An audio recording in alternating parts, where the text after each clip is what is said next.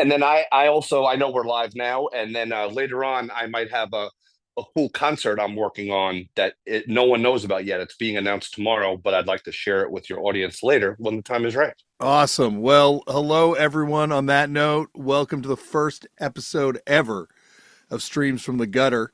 When Woj, my co-host from I heard they stream live, can't make it from now on. I'm going to do this kind of thing, and for the first episode, I had to bring in my homie, the OG of the Punk Wrestling Connection, Kevin Gill, back to the show to talk about all sorts of stuff, good and some sort of tragic, sad news as well. We're going to talk about run the gamut of emotions here, Kevin, and thank you for being here, man. Oh, dude, literally, Damian Abraham, it's literally an honor. The legacy of Turned Out a Punk, the fact that I can even be an alumni of that, and then I can be the first guest on the first episode of the new iteration of the series. Are you crazy? This is going to be bigger than the invention of dabs, I think, quite frankly. It's literally this is dab audio right here.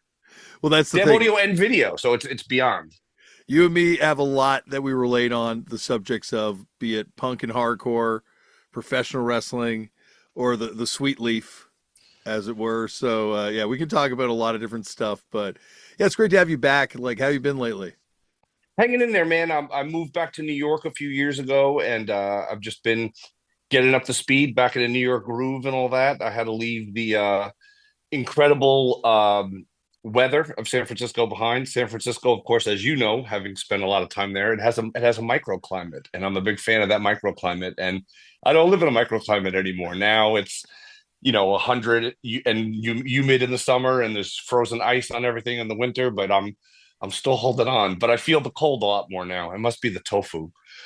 Dude, that explains the ridiculous mix up earlier when I thought you were still on San Francisco time. I just thought you were doing all this shit in New York. So I'm like, oh yeah, let's do it at 7:30, thinking I was being clever converting it to your time. But no, Yeah. you and me are back on the East Coast. Yes, indeed, man. And yeah, that was it worked out great for me though because I fully realized today that planning everything that it's 3 hours later than it is allows me to be fully ready, relaxed, ready to go. Like so, then it was just like, oh yeah, I could just press pause, do whatever, and jump back in. Well, that's perfect because yeah, I was in the midst of putting the kids to bed, so it would have been a mad dash to get down here for that yeah East But Coast West Coast thing. and then not to get too much into family stuff, but I was Yeah, thinking about that after we discussed it, and then I'm running the numbers with the time difference. Did the kids go to bed at 4:30? no, like they at 7:30 our time over here when we're Oh, because supposed to do the okay, we're show. on the same. My bad. We're on the same coast now. That's what I'm Okay. saying, man. We I'm got sorry, this. I got it now. Now I got because I was like, wait a minute, his kids are going to bed at 4:30? Like Yeah, I make that's my kids go really to bed at 4:30. I put them. proactive. Yeah, I give them just a little bit of whiskey just to help them sleep and get them right to bed. No. They're still up at 7:30, well into 9. But I feel like 7:30 is when I begin the process of getting my youngest to bed. Yeah, just to plant the seed, you know what I mean? Start Yeah, moving the everything towards the goal line. we got to read, we got to brush teeth, we got to shower. There's a lot of shit that has to happen. So it's about an hour and a half process. So Yeah, that's anyway, great. It's a wonderful thing. yeah, we don't have to get into too many logistics about my children's bedtime ritual or anything like that because we got a lot to talk about. Because I went back and I rewatched today the New York Hardcore documentary, Oh wow. your big screen debut. Yes. And I had a full accent then too. Like I still have a New York accent depending on who is hearing me, but compared to the accent I had in that video, I don't have a New York accent anymore.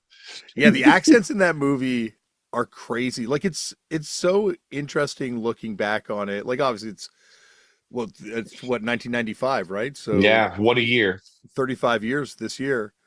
Um, that this thing's kind of coming out, but like the way that city has changed, and because of it, like just the culture in that city has changed. It's mind-boggling.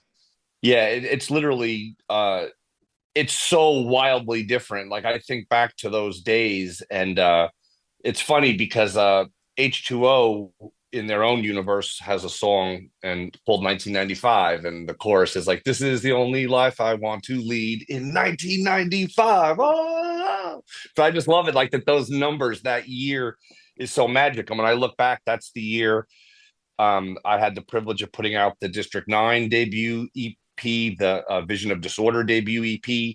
Um, just at the tail end of 94, I put out that 25 to Life debut EP.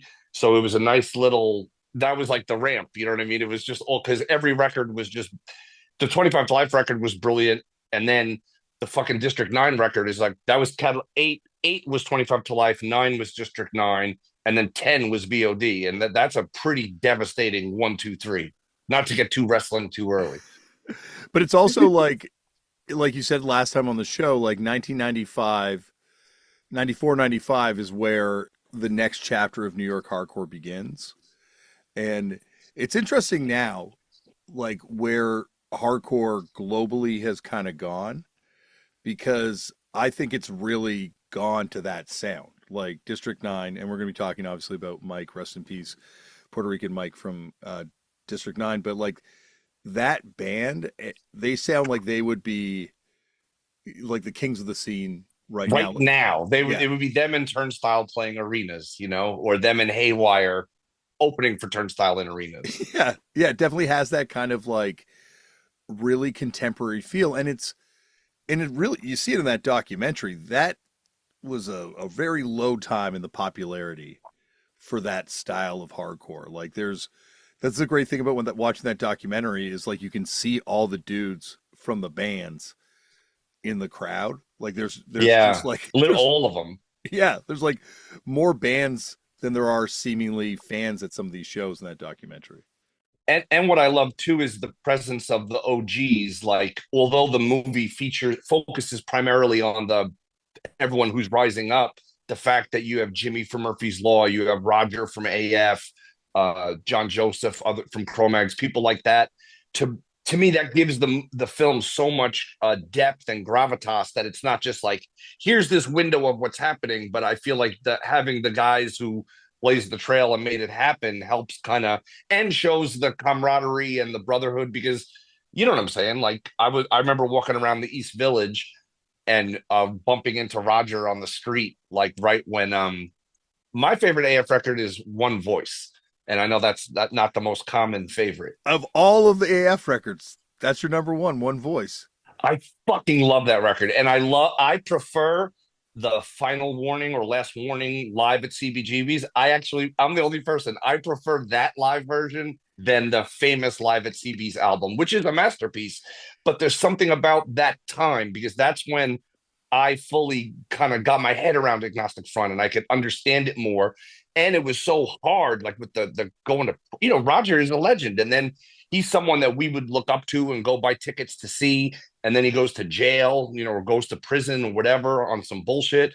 And then you run into him on the street, and so it's multiplied. Like, one, oh my God, it's hardcore God Roger. And then you're like, it's Roger who just got out of prison, but I still have to step to him and try to see if he'd want to do an interview or whatever. But just to have those moments with those people, and with all the love for Roger, it's important to note too the love for Vinny Stigma, because Vinny Stigma has always been the guy that's the brings the new people in and looks out for people. And Vinny was someone who was so kind to me from as soon as I started going to shows. And I'm nobody. I don't belong. I'm a weirdo. You know what I mean? And then there's Stigma being cool to me, and it makes you, or saying hello to you. And it was people like Stigma and Toby from H2O, all these people that were kind to me that just kind of gave me that opportunity. And it always blows my mind that I've heard the story from Craig from Sick of It All. Well, Craig was in Agnostic Front and Straight Ahead and all that. But Craig used to go to CB's, and Vinny, like he met Vinny outside CB's, and Vinny's like, "Hey, one day you're going to be in my band. You play bass." And then, you know what I mean? And then like some short time later, Craig's in fucking Agnostic Front. And I just love, and that Vinny's still doing it. You know what I'm saying? He's still representing. I can't, and Jimmy, all those guys, I can't put them over enough, because without them, that's who I was listening to inspire me to put out records and shit like that, and Minor Threat and Gorilla Biscuits and all that. but then the bands are influenced by them, and then they're still cool enough that they're there and seeing the shows. And yeah, so it's just, to me, I love New York hardcore, you know what I mean? And it's a magical thing. And uh I was talking to I was, not to drop names, but I was talking to the great Lars Fredrickson from Rancid the other day, and he was saying that um a flaw of mine is that sometimes I treat everyone equally, and not in a bad way, but in the sense that I treat everyone like they have the same understanding and passion and have seen through the eyes and these songs and experiences and how hardcore shapes you and changes you and gives you this outlook on the world and this brotherhood and this, us versus them and all that. And I sometimes make the mistake of thinking like, oh, hey, like you're cool, let's be cool. You know what I mean? But not, as you know, you can't always be cool because a lot of people are one-sided or uh, backstabbers. There's a reason there's a million hardcore songs written about stabbing you in the back or whatever. And yeah, so that's my ramble. But I love New York hardcore, and I wish more people could go through the filter of that to see the world in a different way and look at things differently. But yeah, I mean, all I can do is be a bridge to it, like if and try to help point people to it or help them understand those lessons. You know what I mean? Because listening to Sick of It All in 1989 very much prepared me for the world we live in 2025. You know what I'm saying? As crazy as that sounds, like all those hardcore songs about how fucked up the government is and all this shit, they were true at the time, but they're a billion times more true now. They're written about today, but they were written in the 80s and 90s, and that's crazy for me to think about, you know?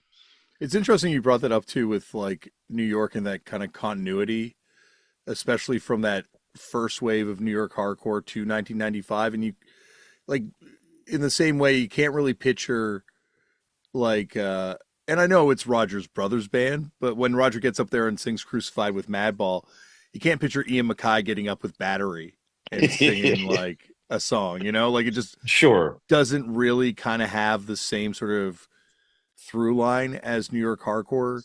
And maybe it's changed now because the city's changed sure. so much, but like certainly at that point there was like this new crop of bands that stylistically weren't similar, but like the ideology and the sort of mentality, like you're saying, it's like still very much sort of the same way. Yeah, 100%. It's it's also like an interesting thing to kind of, as we talked about a second ago, like the sound that kind of pre-foretells. And I know it's kind of at the same time as sort of like new metal and rap metal is beginning to start, but there's like an authenticity to the stuff that's coming out of New York around that time and in the boroughs, obviously, as well. Like, because it's different, right? But it's like a very organic sound. Like District 9 to me sounds a lot more organic than like Limp Bizkit or And Corn or anyone kind of like kind of trying to do that sound from a different place. I couldn't agree more. And it's that authentic, the Bronx is where hip hop was born. You know what I mean? It's where it was invented. It's in the DNA. And then, there's always been, you can go back to Ludacris and stuff of band, and I'm sure others who, put in that hip hop influence, on a song or a track as a nod or an homage to it.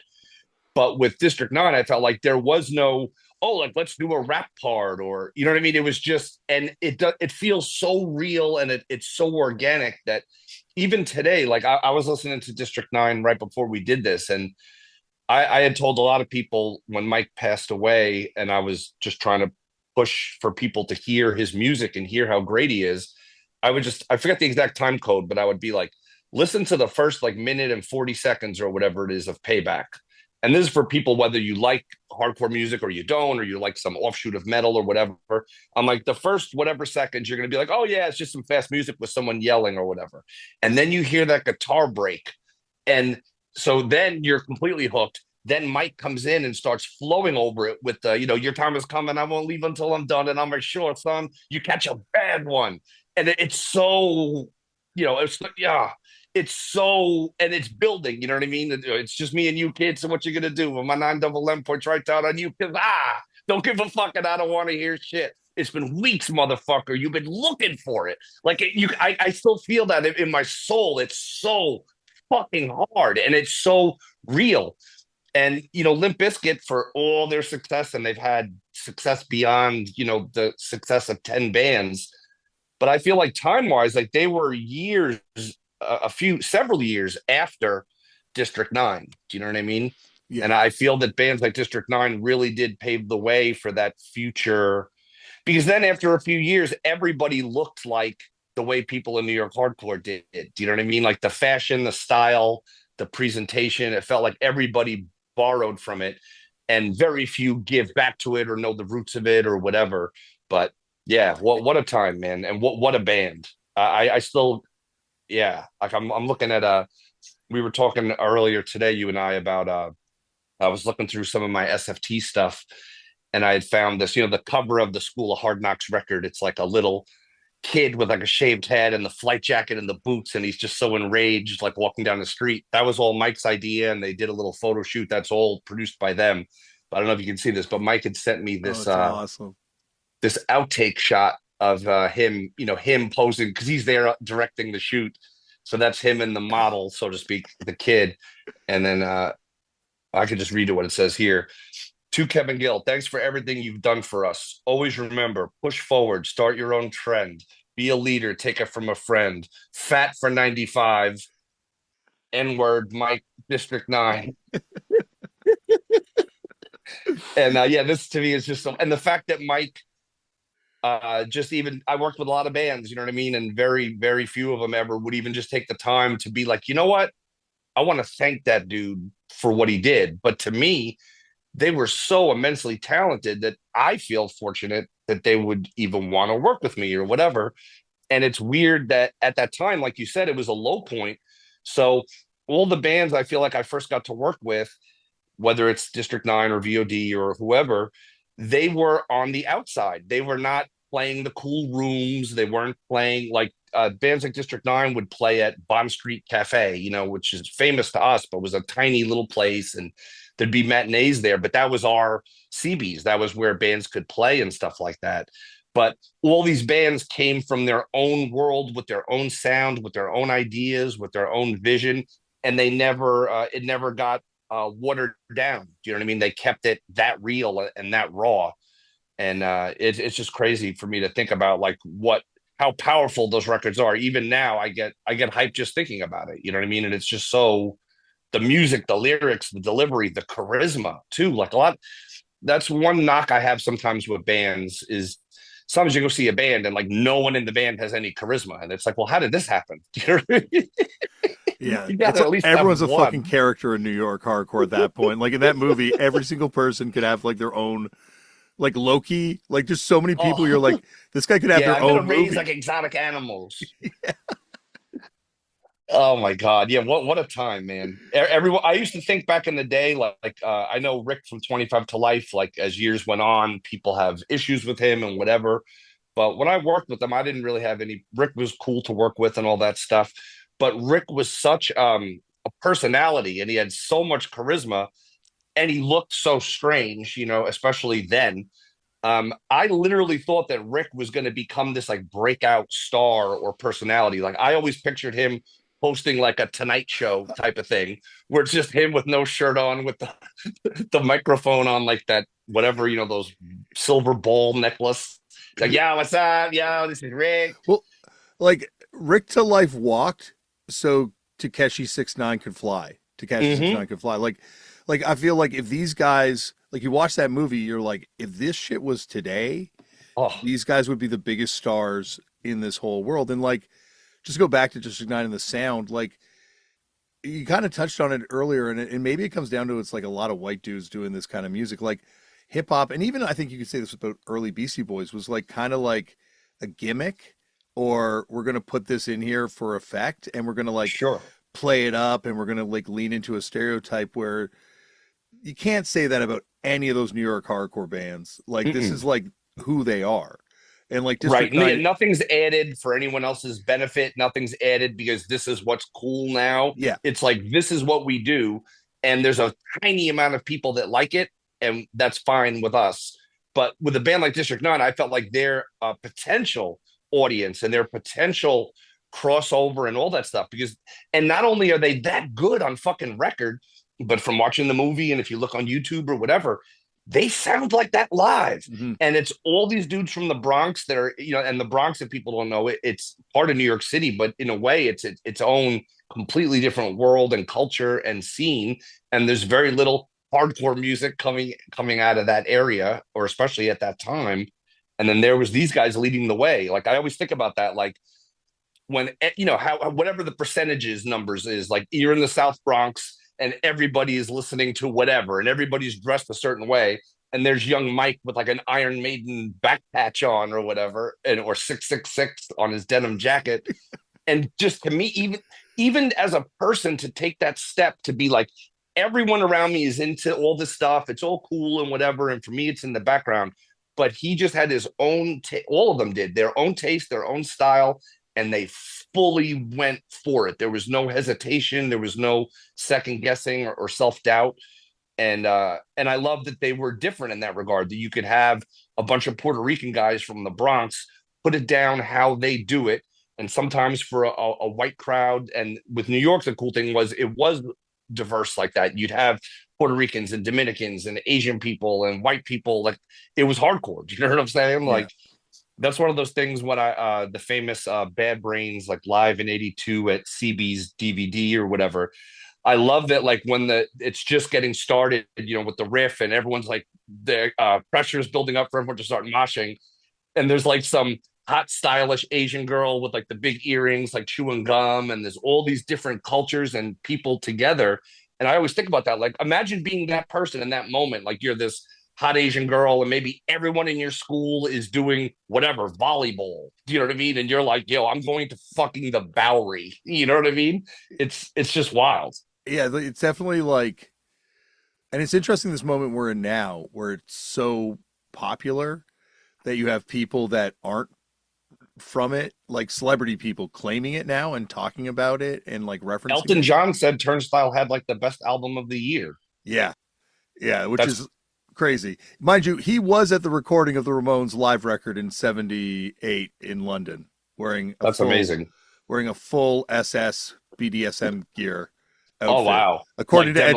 Like demolition the wrestlers type shit, or I think Judas more Priest. more like yeah, more like Colonel Clink kind of vibe. Oh wow, I okay. think, as this is allegedly as described in the On the Road with the Ramones book Okay. about the recording of this thing. But yeah, so he's certainly had his ear to the underground at different times, but to hear him talk Turnstile like that was fucking weird, and it's just such a stark contrast to these rooms full of, like a lot of dudes that were dealing with real trauma. Like a lot of people talk about the trauma they suffered in that documentary, just doing this because they have no other choice but to do this. Like there was no thought in anyone's wildest fantasy that the guy who did Crocodile Rock was one day going to be like hearing breakdowns and listening to stuff that inspires people to do spin kicks. Yeah, like the Elton John's bumping hardcore in his Lamborghini or his Rolls Royce limo or whatever. But that's truly to me the power of music, and respect to Elton John for being able to keep an open mind, being able to hear new sounds. A lot of people, what I'm saying, if something looks different than what they want, or it has a different take on something, they don't want that. They only want what they want. So I respect anyone that can look at things objectively and appreciate things for what they are. And speaking of appreciate too, I know to me they're like the hottest band right now, because every week it seems like they just do something amazing and then they film it and it's on all over social media. Is Haywire. Like to me they're so now you can see the building blocks. If Turnstile's up here, Haywire is coming up like this, you know what I mean? And then there's two of them. So if that's double headlining, or they're both out on their own super tours and three bands get to play underneath them, and you know what I'm saying? Like that's the future. And then how many kids who are now hearing Turnstile or Haywire or whatever band that are now going to make that leap? You know what? I don't want to be on the chess club. I want to fucking play guitar, or I want to jump on people and scream and let out these feelings. Yeah, like this is one of those great onboarding moments that that happened with Green Day and Nirvana, and it happened the first time around with like all the, I guess, the first punk explosion, where Sure. a lot of people are going to hear about this stuff for the first time, and a lot of people are going to come to this thing. And yeah, like not everyone's going to stay, and like not everyone's going to love this moment in hardcore, but I feel like they're also going to be inspired by this moment of hardcore because they don't like what's happening, and they're going to do something different because of it. Thank you. And that's a flip of the coin right there. Like you could take Turnstile or Haywire or whoever, and then kind of make it into your own and take their influence and go with it. Or you could be the person like I was back in the day, like when they did the first Warp Tour, and I was like, the Warp Tour. That sounds like the biggest sellout thing I've ever heard. So hold on, let me get this straight. All these great bands are playing at the arena. Oh no, no, no. They're playing in the parking lot of the arena. Like, and to me at the time, I didn't even go to it. I was like, that shit is some bullshit. Now, granted, and it inspired me to do my own shows and do more stuff and be like, fuck the corporate placement and whatever. Hindsight being 2020, the Warp Tour is, oops, there goes my earbud. Like you're saying it was going to happen. Yeah, it's fallen out like three times already. But the Warp Tour is and was an amazing thing. It brought music to so many people, and it was very innovative. Now, in retrospect, that they because and what does it cost to rent an arena versus what does it cost to rent the parking lot? The parking lot is dramatically cheaper. So no shade on them, but the point is your point that whether you run with it or you run diametrically opposed to it being the cool thing, regardless, either way, you're moving forward, you're accelerating, and you have some fuel to your fire. You're either part of the boom that's happening or you're creating the counterculture that exists around the boom. And either way, then everybody wins, the fans, the bands, everybody. That's like a magical thing. Well, and I think that's, like the stuff, like I look at someone like you with the label, or Dom with from I guess Pulling Teeth, but I will always think of him as Dom from Day of Mourning. And people that championed this sound that was not popular at this time and put out these records and documented these bands when there was this sort of more dominant melodic pop punky kind of stuff that was happening, or more kind of post quicksand victory style hardcore that was also kind of happening. Like as we're saying, like you watch this movie, it's very much in the pudding. The proof is in the pudding when there's like 100 people at some of these shows, that like documenting these bands was not necessarily like a path to glory or riches. It was just because, once again, there's like a need to do it almost, I guess. Yeah, no, 100%. And I wanted to send a shout out too to that filmmaker, Frank. I call him Frank Pavich, but I believe technically now it's Frank Pavic, or at least that's how Mike always said it. But he was a guy that I met. I met him. I had one of my first office jobs was working in a physical therapy office as like an assistant. And I thought when I got the job, I was like, oh, this is great. It's going to be all these like super hotties that are like, oh, like I hurt my butt skiing or whatever. But it was all like super elderly people that needed physical therapy. So I'm cool. I'm doing the job. And then this guy, Frank, comes in and he's like my age and cool. And he's the only person that's not elderly. So we started talking about music, and he had this Six and Violence demo that I had been trying to get, and he had it, and he was going to bring me a copy of it. And then I'm like, let me make you a tape, motherfucker. So I made him a tape of the stuff I was fucking with at that time. And then literally giving him that tape, all the bands that are in the movie were on that tape. And that all happened.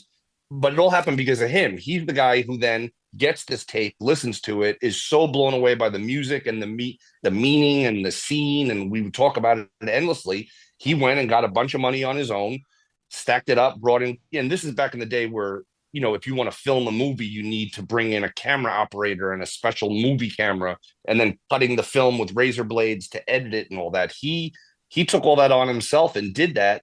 And thank God he did, because that scene and that time is now forever documented. And he wasn't done there, because then he went on to make this super critically acclaimed film called I might be saying it wrong, like Jodorowsky's Jodorowsky's Dune, Dune. Yeah. which again, I just knew Dune is like, oh yeah, Dune, whatever. And I didn't know who Jodorowsky was, but Frank made the movie. So I went to the premiere, and holy fuck, what a film, and what a genius, and Yeah. so inspiring and all that. So I love that Frank continued to have this incredible path of outside the box filmmaking. But that's what it's all about. What Frank did with the movie is the same thing I did with the record label. Like I would hear or see these bands and be like, wow, How was so this band just has nothing out? They don't get to play good venues. They have no recorded material or just their demo. Like, how? And how can I change that? How can I fix that? And in the same way Frank put out a movie, I looked into, and shout out to MVP and Book Your Own Fucking Life from Maximum Rock and Roll. But that helped me open the door and figure out, well, how hard could it be? Do you know what I mean? Like, how much is it to make pro cassettes, or how much is it to run off vinyl? And then, okay, well, if you make it for this and sell it for this and sell it at shows, but dude, it's funny how it changed. I used to go to all these stores in New York City trying to get them to carry our records, and it was like I was bringing them a bag of diarrhea. You know what I mean? It would just be like, fuck you. You know what I mean?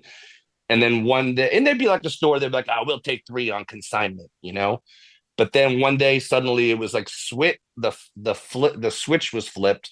And then I would be getting calls from the record store, like, can you bring 50 copies of whatever? Do you know what I mean? And it's just funny how you go from being not desired to highly desired or undeniable or whatever it might be. And we just kept doing it. You know what I mean?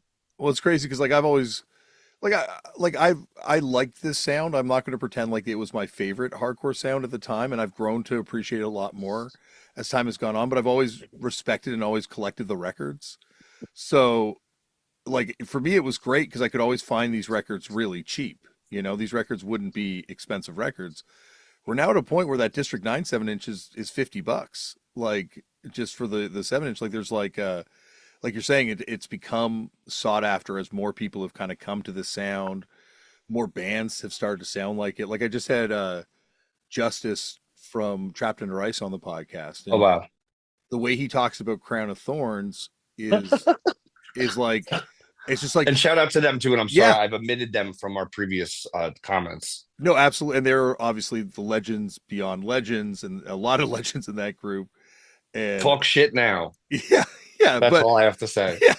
yeah, but I would never have thought of them as being a band that would become as important to like this era. Like if you look at Trapped Under Ice as being the band that begats Turnstile, like they're the band that begats Trapped Under Ice Right. spiritually in a lot of ways. Like that's what they're going for. And so yeah, like that's it's weird to kind of think of like them being what I don't know, like the Clash would have been to Green Day in a weird roundabout way. Right.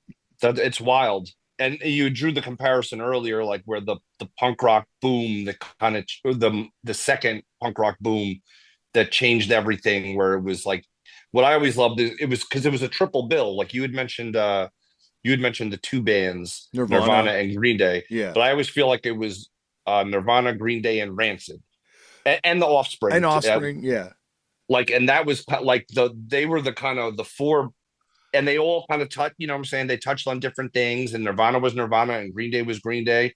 But because they could hit, you know, kind of touch different spots on your brain, so to speak, like it was a great way to roll it out, in other words, because whether you liked one part of something or the other part of something, there was something there in one of those bands or all of those bands for you. You know what I mean? To be inspired by, to take, and they changed the entire music industry. You know what I mean? It's pretty fucking wild.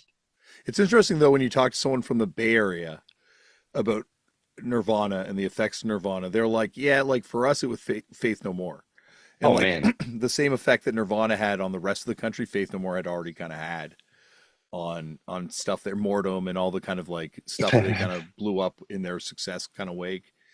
And it's interesting because like I kind of look at Faith No More as having more of a an influence on kind of the sound that we're talking about than Nirvana does, like the sure. kind of groovier side of things. And like certainly like Faith No More is a band that I think, well, at least they believe were heavily ripped off by the Red Hot Chili Peppers, and it Yeah, feels they certainly definitely believe that, and I can't dispute them. But it's funny how that works because the Red Hot Chili Peppers were first, so then everybody felt that like Mike Patton was copying Anthony Kiedis at the time. That's, as a New Yorker, that's how I didn't feel that way personally, but I would hear people saying that. yeah. And I've always felt that the Red Hot Chili Peppers were kind of aping Big Boys in what they were Yeah, doing, and I and to me, it's hard. Sorry to interrupt you. Like go ahead. what Mike Patton can do as a vocalist is so superhuman that like all the dancing and all the weightlifting and all the being naked, it can't even touch what Mike Patton could do. Mm. Anthony Kiedis is talented and creative and all that,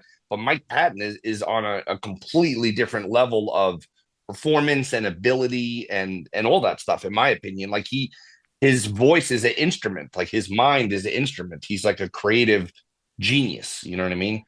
Yeah, Justice, speaking of genius kind of things, like kind of put in perspective because I was kind of downplaying Nirvana as being like my favorite band of that era. And he's like, "Oh, who are your favorites?" And I'm like, "Well, Sonic Youth, Dinosaur Jr., Melvins." Like I was running through like Red Cross, and he's like, "Well, yeah, like they're different than Nirvana. Like what Nirvana did was like we're able to compress all this different stuff into something very marketable." And I think you can kind of say the same thing about Faith No More versus Red Hot Chili Peppers. Like the Red Hot Chili Peppers, it wasn't necessarily about artistic pursuits, which is definitely what Faith No More is. Like you look at all those guys and their other side projects, their other endeavors. Whereas the Red Hot Chili Peppers, it was like, okay, how do we take this and make it huge? Like, Yeah. And like I love where Faith No More came from, particularly the Mike Patton part of it, where he was doing the weird one of the weirdest bands ever, Mr. Bungle, and then he moved over to be in Faith No More. Where so to me, that's coming from the underground. That's coming your way up and all that. No offense to the Red Hot Chili Peppers, but to me, as a fan, even though they were very good, I was like, they're just like signed to Warner Brothers from the jump. You know what I mean? And they have that machine behind them, and that's great and good for them. But you know what I'm trying to say? Like it yeah, to me, that doesn't resonate as well because to me, everything's about the making it on your own, the blazing your own trail, the cutting your teeth, to showing and proving and all that. And if you just start like, oh, we're on Warner Brothers Records, you know, hello, Flea. It's just I don't know. It's not the same to me, you know? like he came out of LA Punk. He was in Fear or like a lineup of Fear, and had played in like bands and was kind of part of the scene. And it's kind of like I guess Rage Against the Machine. Like Zach was 100% part of the scene. Sure.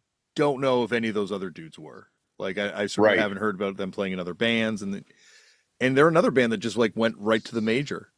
Same with the Killers too. The Killers were another band Yeah. that went right to the major. It's always weird when that happens. I think the weirdest thing ever about Rage Against the Machine, who I consider to be phenomenal and incredible, is that somehow in the years that passed, in the modern times, people are like don't understand what Rage Against the Machine is fucking singing about. That's Yeah. the part that's so hard for me to understand. Like these towards the end of Rage Against the Machine, I saw Rage Against the Machine a lot. I was lucky to see them from their earliest days. Although one of my great regrets is they played. It was them and Body Count played CBGBs. It was probably like a record Fuck. launch or whatever. Do you know what I mean? It was Yeah. because in other words, it was unknown what Body Count was, and the other band, I just knew it was rap metal. And I remember I was gonna go, and I love Big Ice T fan, and it's one of those decisions where you're like, bunch of like rap metal and like Ice T's gonna fucking do metal. Like, I could probably miss it. And that's one of those immortal and iconic shows that I wish I had gone to. But the thing about Rage Against the Machine, I feel like, is that their message still to this day is so powerful, so true, so compelling, and it's so direct. It's not like it's hidden. You know what I mean? They're not Yeah. one of those bands where the song has a name like Tiptoe Through the Tulips, but then the chorus isn't that. Like they're hitting you over the head with the fucking meaning and the message, and somehow part of a generation doesn't understand what they're speaking about or tries to somehow think that like Rage Against the Machine is like a right-wing band or something. And Yeah. I do remember that towards the tail end of Rage Against the Machine, going to see them, like one of the last times I saw them in their original iteration, and almost everyone seeing them at this giant show was like an asshole. Do you know what I mean? And it was so different from all the other times I had seen them, where it was like, you know what I mean? It got to jocks, just like the Beastie Boys or whatever. But the Beastie Boys somehow, it was still cool. Like you still had to be somewhat cool in a way. But Rage Against the Machine, they can't control who comes to the shows. And at the end of the day, it opens it up to dummies. And I guess those are the dummies now who don't understand what the fuck they're saying. Yeah, like I guess the flip side of how great a moment is where everyone gets on board and learns about this stuff is it can dilute it. And not to say ideologically, like I identify with the political beliefs of every single person in the room in that New York hardcore documentary that I keep referring to. But at the same time, like everyone in that room, and not that everyone in that room shared the same political beliefs, but like you were saying earlier, they were all filtered through the same place. So there was like sort of this like world view, world perspective that was shared. And the bigger the stuff gets, the more people have to come in that don't necessarily understand that perspective. And like you're saying, like eventually there's a tipping point where there's more of these assholes than the people that maybe were originally supportive of the thing. And yeah, like I feel like that's why Zach does what he like. If I were Yeah. Zach De La Roca, I'd be like, fuck it. Like, why would I want to do this? Like, I'm just gonna, if people that get my music have it and they can understand it, and then, but I'm not gonna go out there and play for these assholes that don't get it. The only thing I wish is that as a person and as a fan, whether it's Zach, Rage Against the Machine, or other bands of that ilk, I feel like again, they don't owe anyone anything, but at the end of the day, like the last few years and today and going into next year, it feels like we need Rage Against the Machine more now than we did in 92, but there is no Rage Against the Machine now. Yeah. And there's not one in the pipeline either, because everyone has seemingly everyone has come to terms with the idea of like, oh, well, there's a lot of weirdos that are like full of hate and intolerance and whatever. But at the end of the day, we have to sell shirts and tickets and whatever. And we don't want to say anything that's going to alienate someone. But I don't know. It's hard. You can't lose sight of like that. I learned so much from hardcore and punk rock and the stuff the bands would say to the crowd, and the messages of the songs. And in some ways, and I know there's bands that still do it, but in some ways that aspect of things seems lost to me. Like outside of all people, like the Dropkick Murphys are up front and right there, but then who else? Do you know what I mean? And that's what's crazy. Where if this time was swapped with 1992, every band would be like on board with like fuck this, like we have to make a stand, so that's the only thing that makes me sad nowadays. But I understand business, you know what I mean, and how it works. But even so, you could do business and still get your shots in, still make your points, still convey this bigger meaning and message to people, because that's the hope, right? The people that are coming to the show, the people that are finding this outlet through this music, they're learning and growing with you. They're going to take those lessons and go out and do their part, big or small, to make the world a better place, to make the scene a better place, to make their life a better place. And I don't want to see that lost because people are afraid. And I understand why they're afraid. Now, if you say something, people are going to call up your day job and try to get you fired. People are going to do all this terrible stuff to you just because you don't agree with someone doing the wrong thing. You know what I mean? Yeah. It's crazy. No, it is crazy, but I think it's also, I don't know, like just to be devil's advocate on it, because like I still feel like it is important for bands to say things, and Yeah. in particular to say things, because I think what gets put into the music and the lyrics, sadly, people don't always read the lyrics and can get lost. So it's almost like you have to spell it out. But then, like you said, with Rage Against the Machine, even if you do spell it out for people in a way that there's no fucking way they could separate the message from this thing, they still find a way to. Like I always talk about this spin article about the Free Tibet show that they Hmm. had in, I think it's like one of the last ones they did in '99. And Beastie Boys handed out like free Mumia shirts, and a contingent turned them inside out and wrote Fry Mumia on them as like a reaction. And it's like these people are still there singing along to the music, like clearly ideologically nowhere near where the band on stage were, but they're able to kind of selfishly still enjoy it and take it in. So it's, I don't know, I've always been like of two minds. And then also certainly as we saw in the '90s, like with veganism and straight edge and all these bands that would claim it super hard, and then you'd find out they were secret sippers, or only one dude in the band was vegan and not really vegan. And it would be like, it would somehow diminish everything else and any other band that was kind of in that space as being like, well, maybe they're fake too, or Sure. so I don't know, like these are things that I definitely grapple with all the time, and like what's the best way to use your platform that doesn't hurt the thing that you're trying to help. Right, 100%. And one of the things back when I got to do SFT Records, like seeing that, like, all those things you talked about, right there, seeing that, I wanted to be, and I wanted the label and the bands to be the fucking opposite of that. I always remember saying, we don't give a fuck what you eat, what you don't eat, if you drink or smoke weed, what God, what imaginary God or whatever you worship or believe in or don't. Fuck all of that. What does that have to do with fucking anything? You know, I again, Earth Crisis, I know are widely respected and they're nice guys and everyone likes them. Good for them. I'm just going back into my mind from those days. And I'd always be like, and my perspective may be wrong, but I would always be like, oh, like it's time to destroy the machines. We're going to destroy the machines, but not the machines that press our records, not the machines that we play our music through, not the machine we drive to and from the gigs, not the machine that makes our shirts.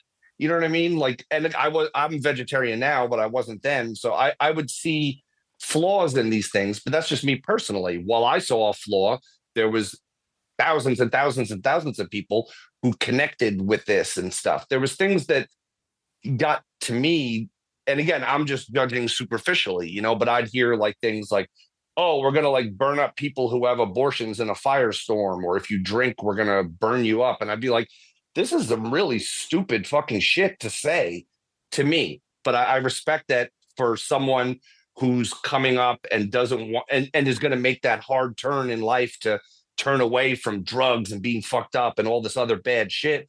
Maybe that's the kick in the ass they need, but I don't know. That's just my. The pro-life thing with Earth Crisis is really interesting because that was like the very first 7 inch. Like they obviously wrote that song that I certainly do not share the belief with, but they very quickly pivoted. And I think it's even in the next pressing, there's like an insert sort of trying to say like, we don't feel fuck with these lyrics. I mean, now I may be making that up. This might be some 90s memories hazily coming through, but I'm pretty sure. And I feel like that's also part of this thing too, is like meeting these guys.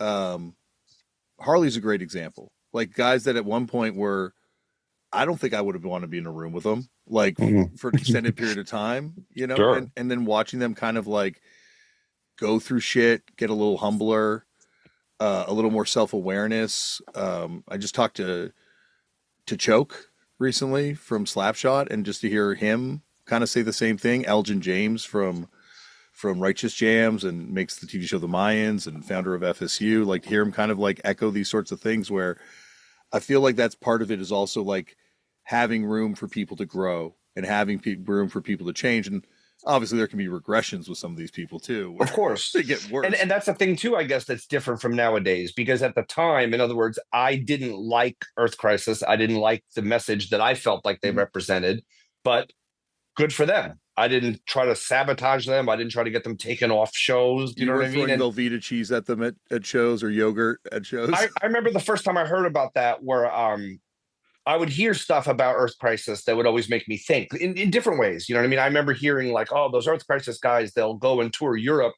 and there's like no food for them to eat. So they'll just they just survive on like hard candy and French fries. And I'd be like, man, well, that's one, that sucks. But two, that's commitment. You know what I mean? Like, okay, you're going to do a whole tour on fucking hard candy. That I respect that grind. You know what I mean? But then I would hear about like when they'd come out of the venue, there'd be like bologna or whatever processed meats on all the door handles of their van and shit like that. And I'm like, like that. Again, I just personally don't agree with it, but I don't think that they should be harmed. They should be bothered. It's just that you're not going to get my dollar. You're not going to get my ear, just as a fan. You know what I mean? But it's just, and that's cool, like you said, because then people can grow and whatever. And I remember one time, I don't know why, but somehow me and Dean from No Redeeming Social Value ended up, I think it was outside CB's and Earth Crisis was playing. And we were like, oh my God, like we have to go inside. But then we were almost like, what's going to happen? Do you know what I mean? Because this world, you know, again, it's you hear all this stuff or whatever, and then you're there at the door. And then like Dean is, you know, notorious partier. The band's about drinking. And I'm a fan of all that shit. So then I'm like, if we just go in there, are people going to be cool to us? Are people going to, but it was just, then you go inside and everyone was nice. And I think we had met Carl, just said hello or whatever. And everyone was cool. And that also was like, oh, cool. Like you know what I mean? Each one of those things made me a little bit less on my high horse about like, oh, these guys, you know what I mean? Yeah. No, they're it's funny too because at that time it was all like just legends that you'd hear about these bands. Like I remember going to see Propagandhi for the first time and being like, if I wear leather shoes, are they going to beat me up? Because I had heard a rumor that they hit a guy in the face with a mic stand for heckling them during a set. And I'm like, oh shit, will I be okay? But like, of course, it's just like a punk band. And it's just Yeah. like, like very rarely is it fight on sight when you walk into a show as just Yeah, like a they normal just drop person. the instruments. Yeah, exactly. And we're just beating the shit out of you. This guy's got cheeseburgers on his breath. Kill him. Yeah. And obviously, like the Earth Crisis pro life song from the first 7 Inch Aside, like, I mean, for that, it's amazing just how the vegan stuff threatened people. Like you're saying, Yeah, getting 100%. blown And what's crazy is it still threatens people to this day. Yeah. Oh, yeah. I remember one time I was doing commentary on a wrestling show, and we're throwing to intermission. So I'm just like, hey, everybody, like, you got 15 minutes, make a drink, throw a burger on the grill, have a fucking veggie burger, and we'll be back in 15 minutes. And then this one guy just had like a meltdown and was sending me all these hate messages. And then I blocked him, and he's writing all the shit about me on the internet. And it's like, dude, I offered the meat option first. You know what I mean? Like I said, get a burger or a veggie dog or whatever it was. But why are you so mad about it? I can sit down with you and you can eat a steak and I'll eat a Beyond Burger and I don't care. I'm not mad. I'm not disgusted. Nothing. We're just two people eating. So why are you so mad about it? And I think sometimes people just get mad at people that look outside of the basic parameters of society. Like you get, hey, oh, you're a boy, like you should watch baseball. And what's our local team? You got to buy the $150 jersey. And this is what we do. We just do the government approved hobbies and interests and things like that. And I think sometimes people just hate people that go outside the box and people that are brave enough to try something different. My move back in the 90s into being a vegetarian or whatever was inspired equally by the Gorilla Biscuits, Cats and Dogs, and KRS-One song's Beef. And that line, that if you think there's not drugs in meat, like you'll see something like you'll see you can't compete, like just try to stop even for 2 weeks or however the line goes. And I was like, wow, that he's challenging me, like literally. And that sounds like an interesting challenge. Here I am, Mr. Dinty Moore beef stew and Mr. Bacon. Could I stop eating meat for 2 weeks and take this KRS-One challenge? And I did. And then I never went back to it. But it's just amazing how it can work. You know what I mean? Of just getting messages and ideas and things out there, and from two totally different sources. I think that's what made it so powerful. Like the Gorilla Biscuits take on it and KRS-One's take on it. And I'm like, well, man, this is fucking compelling as fuck. Like I feel like a heel. You know what I mean? I think I'd like to change, but most of us are stuck because cats and dogs have all the luck. Maybe it's just something about wrestling and veganism where you either are a vegan or you fucking hate it. Because when MVP was over, one time I had made vegan Jamaican style beef patties Oh, fuck yeah. and I offered him one. And there's been a few times where I've looked at MVP and said something and I can see the respect for me drain from his eyes. Like visually, I'm like, Yeah, wow. the meter is Yeah, being like reduced. it's like one time I said Steely Dan sucked and Oh, he fucking I thought he was that's gonna like his punch me. favorite band I thought he was gonna punch me in the face. I'm like, I'm gonna get punched in the face over by Steely MVP, Dan and by MVP. he's one of the last people I would want to punch me in the face. He would definitely knock me out. There's no fucking way I'd be able to take that hit. Glasses broken, Yeah, teeth, like nose. over. Same thing. Like I think about that all the time. Like I'm just like you. Like I'm friends with MVP. He's a great fucking guy, and we love hardcore music and we love wrestling. But then these days I do a lot of deathmatch wrestling commentary, and he's just like, man, like I wish you were just calling some other show. Like I wish you and Vinny Stigma were calling a regular wrestling show and not a deathmatch fucking show. But it's like I respect his opinion. Like if MVP doesn't think deathmatch wrestling is worth watching, I don't agree with that opinion. I'm gonna watch it, but I respect the fuck out of him. If that's how he feels, I'm not mad about it. You know what I mean? Everyone can like what they like. He's like, and also I feel like he regressed on this position because at one point we had this conversation. I'm like, listen, what you do, it's like Iron Maiden. You're at this level where you're playing a stadium and you're entertaining millions and billions of people. But there's room out there for Straight Ahead or New York City Mayhem or like, you know, like some weird obscure black metal band in someone's basement or New York Sacrifice or something. Like there's room for all of this shit. It doesn't always have to be Iron Maiden. And you know, there's people out there that can't play like Iron Maiden, and there's also people out there that just can't relate to Iron Maiden. Sure. And I feel like that's with deathmatch wrestling. Like there's a type of itch that scratches for people, and I think people's stereotypes of the audience is a little weird sometimes based on who actually you see at these shows. It's like a mix of people that are into Yeah. this stuff. And I love seeing all the music people. That's my favorite thing is sometimes when I'm calling a show, if I'm sitting in the back on a monitor and all I can see is everyone in one section of the crowd at the back of their shirts. And I'll see someone with just even with a DRI shirt or any band that I like. If I see someone with that shirt on, that to me is an amazing thing because this person loves music and somehow like me they've been brought into this world, you know what I mean? I wish deathmatch wrestling drew more fans because to me just like hardcore, it's the most hardcore form of wrestling. It's insane, you're right there, you're fucking involved with it, you're pretty much going to get blood and glass on you and stuff like that. And I understand not everybody wants to do that, but as an experience, it's just like CB's hardcore matinee. You can go see SM Madison Square Garden, or you could see the Gorilla Biscuits or Murphy's Law at CB's. They're both concerts. They couldn't be more different. You know what I mean? But Mm-hmm. if you just took a random Kiss person and put them on the corner of the stage for Murphy's Law at CBGB's, I know they would have the best time ever, even if they didn't understand anything. If they could just see it and feel it, because it's so pure and it's so real and it's so infectious. And when you see how it affects everyone and the vibe and the tone, you know, I think it would open up a lot of people's eyes, you know? I think like this is getting really stoner history on shit, but like if you go back and look at Shakespeare and the way Shakespeare was received at the time that it came out, it wasn't for a highfalutin audience. It was looked down upon, the people that would go and see Shakespeare at the Globe Theater. It was just Yeah, like, he was like comic books or wrestling of his time. exactly. And like with deathmatch wrestling, you say it's the most extreme type of wrestling. I go further. I think there's no other type of entertainment on earth that is that Yeah, extreme. you're right. You're 100% right. And to me, how it's not just more of a phenomenon. How is Mhm. it not a late night series on a cable station or one of these a streaming service like, you know, a giant one, Max or Netflix or whatever.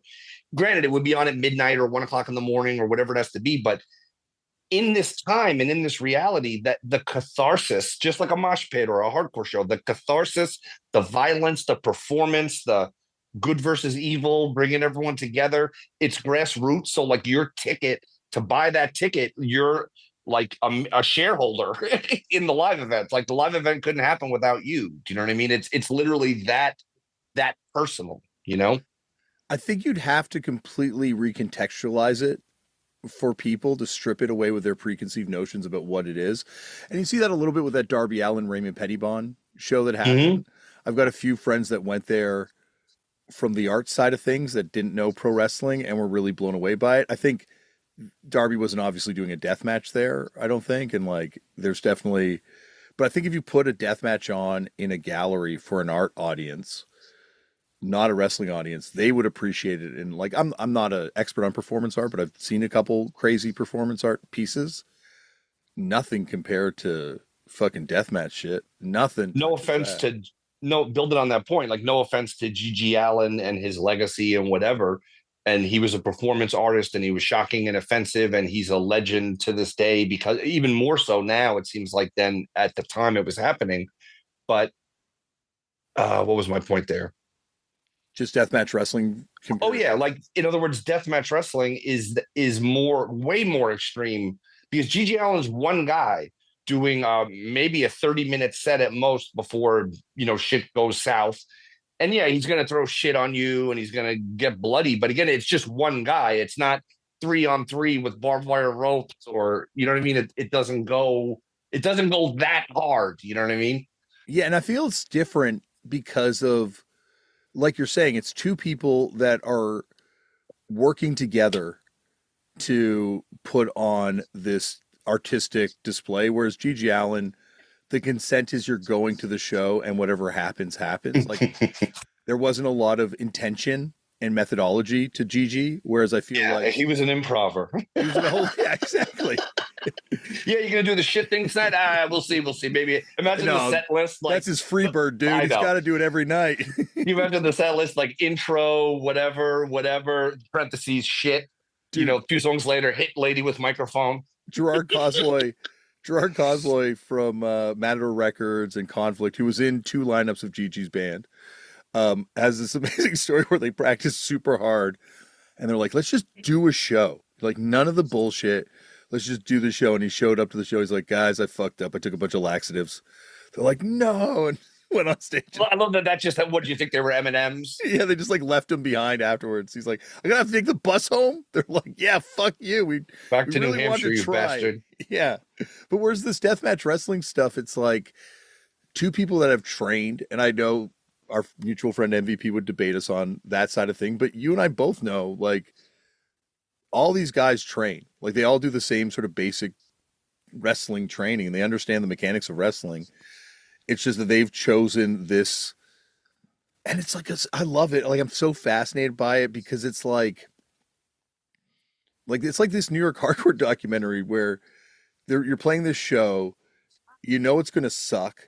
There's gonna, like, for the show there's gonna be a million fights. You're probably not gonna get through your set, or you're gonna play this thing to this tiny venue where you're gonna hurt yourself. There's no way you're not gonna hurt yourself, but you do it because that's what you fucking do, and you do it because that's how you choose to express yourself, and that's, yeah, like the mentality of deathmatch wrestlers, the vibe they have, and even wrestlers that, because like guys do both, but like I find guys that are going to do deathmatch wrestling on a deathmatch show, like their mentality the whole day is so intense and so different than any other wrestler because it's such a commitment to do this kind of thing. I agree, and I think a lot of people overlook what I call like the hybrid wrestlers, like the Drake Youngers, the Alex Colognes, Mm-hmm. and there's many others, but people that are just amazing professional wrestlers, period. And then with that foundation, they take it to the extreme and they become the state of the art, top tier deathmatch wrestler with that amazing, scientific wrestling ability, high flying ability, whatever it might be. It all comes together. And that, you know what I'm saying? That's like, to me, the ultimate, because you get the big moments and the wows, and then that's all setting it up for the blood and the violence. Rest in peace, Danny Havoc. I feel like if Yes. Danny Havoc had been born in New York or Los Angeles or even Toronto, he would be directing like the Mm. Royal Tenenbaums level of movie. Like he was like a genius, and just this was the canvas that he had to work in. On. That and his drawings. I always look at Oh it. God. I aspire to own one of it, just anything, a doodle. Like, I want to own a piece of his art. I have so much respect for Danny Havoc and what he did and what he was capable of doing. And I always remember one time I got booked to call a show here in Queens, New York. And I found out, I usually didn't know much about the show beforehand, but this one I found out a day or two in advance. I was going to be calling the show with Danny Havoc. And I was just like, my first thought was like, oh no, not because I don't want to call the show with him, but I'm like, oh no, like Danny Havoc's like this fucking god. And then I come and sit at the commentary table.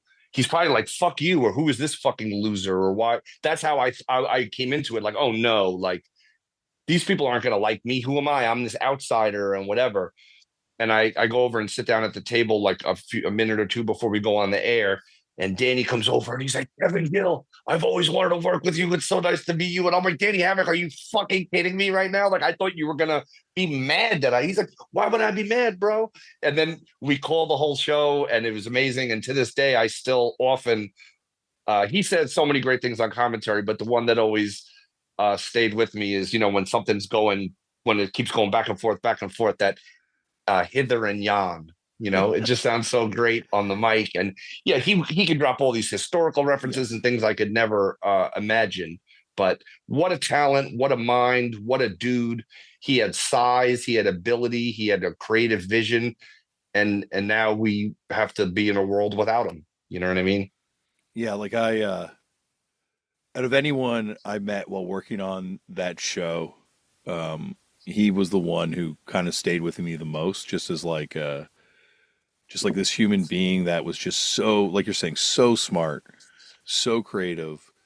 I would have loved to have put him and MVP together Oh because man, he could have, the way he thought about it, the way he approached it, like you could, it wasn't just some like outlaw mud show or whatever disparaging remark someone wants to throw at it. Like it was art. And like you're saying, he sketched it out, he drew it, he storyboarded this shit in a way that, God, like most movies don't have as beautiful storyboards as he kind of did.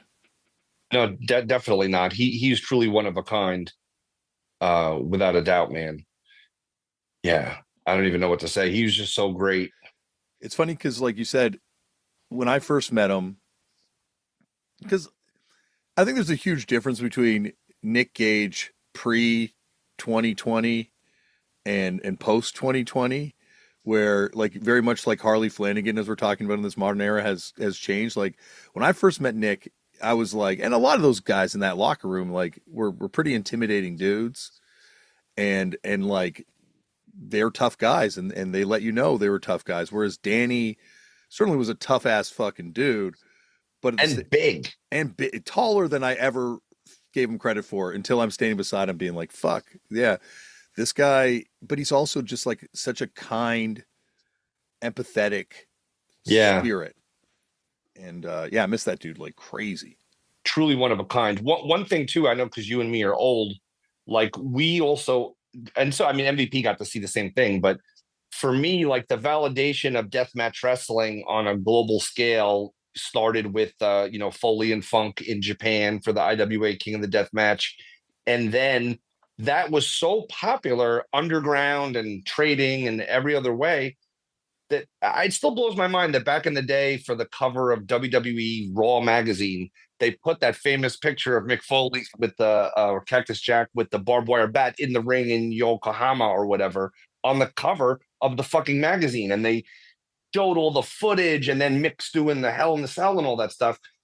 He brought it, Mick and Terry and all those guys brought it to such a level and to so many people, and them and DCW is why I feel like we have the deathmatch scene we have today, because the people that grew up seeing that stuff or being influenced by it, a certain number of them, just like with bands, were motivated to be like, that's going to be me one day. Do you know what I mean? And the thing I love about whether it's deathmatch wrestling, hardcore music, all of it, it all comes from nothing. Like there's literally nothing. There's just a person who usually doesn't have a lot, and all they have though is an idea. And then with nothing, with no resources, with no anything, whether it's writing of the song or doing the match, they make art in real time, like sometimes improvisational, sometimes laid out. But that's like an amazing, amazing thing. And I always remembered a few times where wrestlers I've known got picked up to do a little spot in a movie or even something I might have been peripherally involved in. And the stunt crew is always blown away because you know how movies are. And if a guy's going to fall out of a chair, they film it 47 times from 50 different angles and crash pads and whatever. So then when a wrestler comes in and just does it in one take, just do it. Are you ready? You're filming? Okay, ready. Here it is. I'm going through the window. And Yeah. the stunt people are so taken aback because in a way you're almost taking away their secret sauce. Like, guys, slow down. We get paid an 18-hour day to throw someone out the window. Like, don't just fucking jump out the window. Even me, I had a part in a Western film one time, and I get shot at playing cards. So they're like, all right, they have a squib on me, and then they're like, so I'm like, do you want me to fall out of the chair? Do you want me to slump over? Like, yeah, fall out of the chair. So I'm like, cool. So we're doing the scene and they shoot me. And, you just push the chair and I just fell backwards off the chair and hit the floor and I sold it. And then they stopped filming and we're like, oh, what, are you okay? I'm like, yeah, you said to fall on the fucking floor. Like, no, you can't. Like, you can't fall on the floor. Like, then they got all these pads and all this shit. And it's like, well, I already did it. But okay, so then I did it again. And then ironically, in the same scene, there's a guy also sitting at the table playing cards with me, and he's going to be killed. And thank God this wasn't me.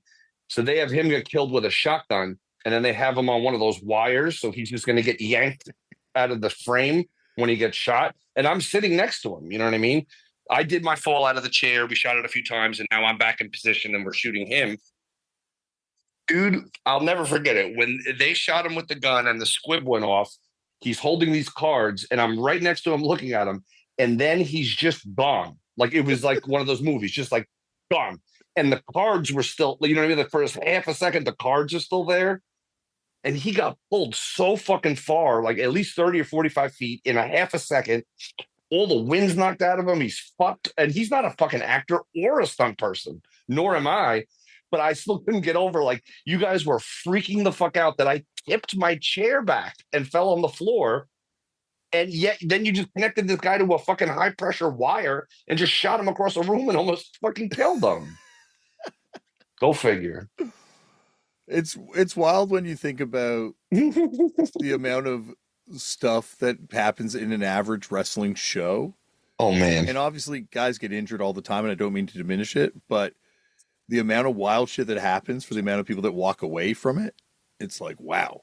Like, it's crazy. And I guess it speaks to the training and the talent of the people involved that they're able to walk away from this stuff. But, like, shit, the stuff I've seen Darby Allin do to himself for like 150 people watching, like not even like now it's like at least the world's watching. Yeah, now he's in an arena and on HBO Max, and he's getting his due. And shout out to him too. I've just recently somehow learned through Instagram that he has a clothing line and stuff, but I didn't know that like even a week or two ago. So I'm like, oh, how long has he been doing this? He's been doing it for like, it seems omnipresent online. Yeah, he's been doing it for a few years. My friend Rake runs it with him, and oh, nice.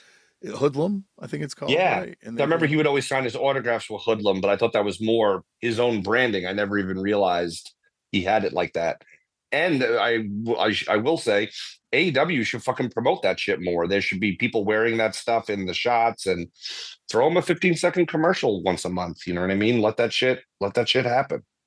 AEW it's like I went to All Out in Toronto, and it was like, and I have the same problem going to like a lot of hardcore shows now where everything's too good.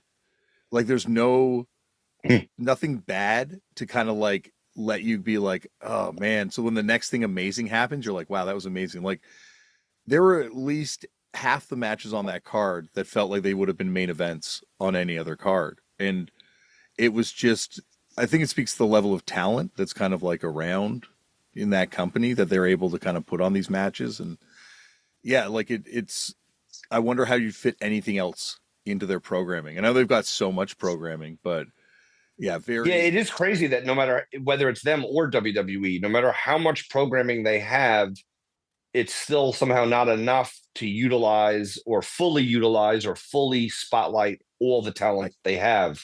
Yeah, it's weird. With WWE, I think it's like two separate problems. Like to me, I watch a WWE show and I'm like, this is fucking slow. And then I'll watch an AEW show and I'm like, this is too fast. Like I need, maybe it's something in the middle. Maybe TNA's the middle ground for me, where I'm like, okay, this moves at the pace I need. No, but like I feel like they're all trying to cater to these audiences, but I'm like, I think there's like a style of wrestling that hasn't been presented yet that would speak to a wider audience, maybe. Like we were talking about before, like there's real life dramas that are so captivating, and there's a way to kind of bring those in. Like to me, all the greatest moments I've had in wrestling outside of 5-star match type things were when that suspension of disbelief was just blown away by something happening. Like, and it's even more powerful when it's someone like you who knows so much about it, you know, all the inner workings of it, and somehow knowing all of that, you still get hooked. You still bite in on that. Oh no, shit! They just crossed the line right there. Yeah, that's where it is. That's where it happened. And like,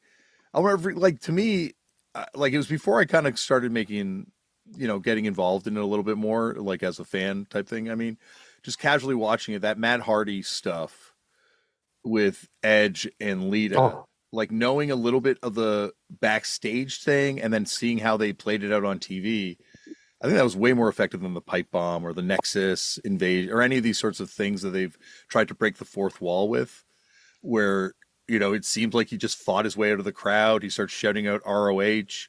There was just something about it that I was like, I remember just walking out of that room watching it being like, I gotta look a little bit more into this shit than I've been looking into it. And I remember at the time when that happened, like I feel for the people, like, and in that case, I'm a fan of all three people.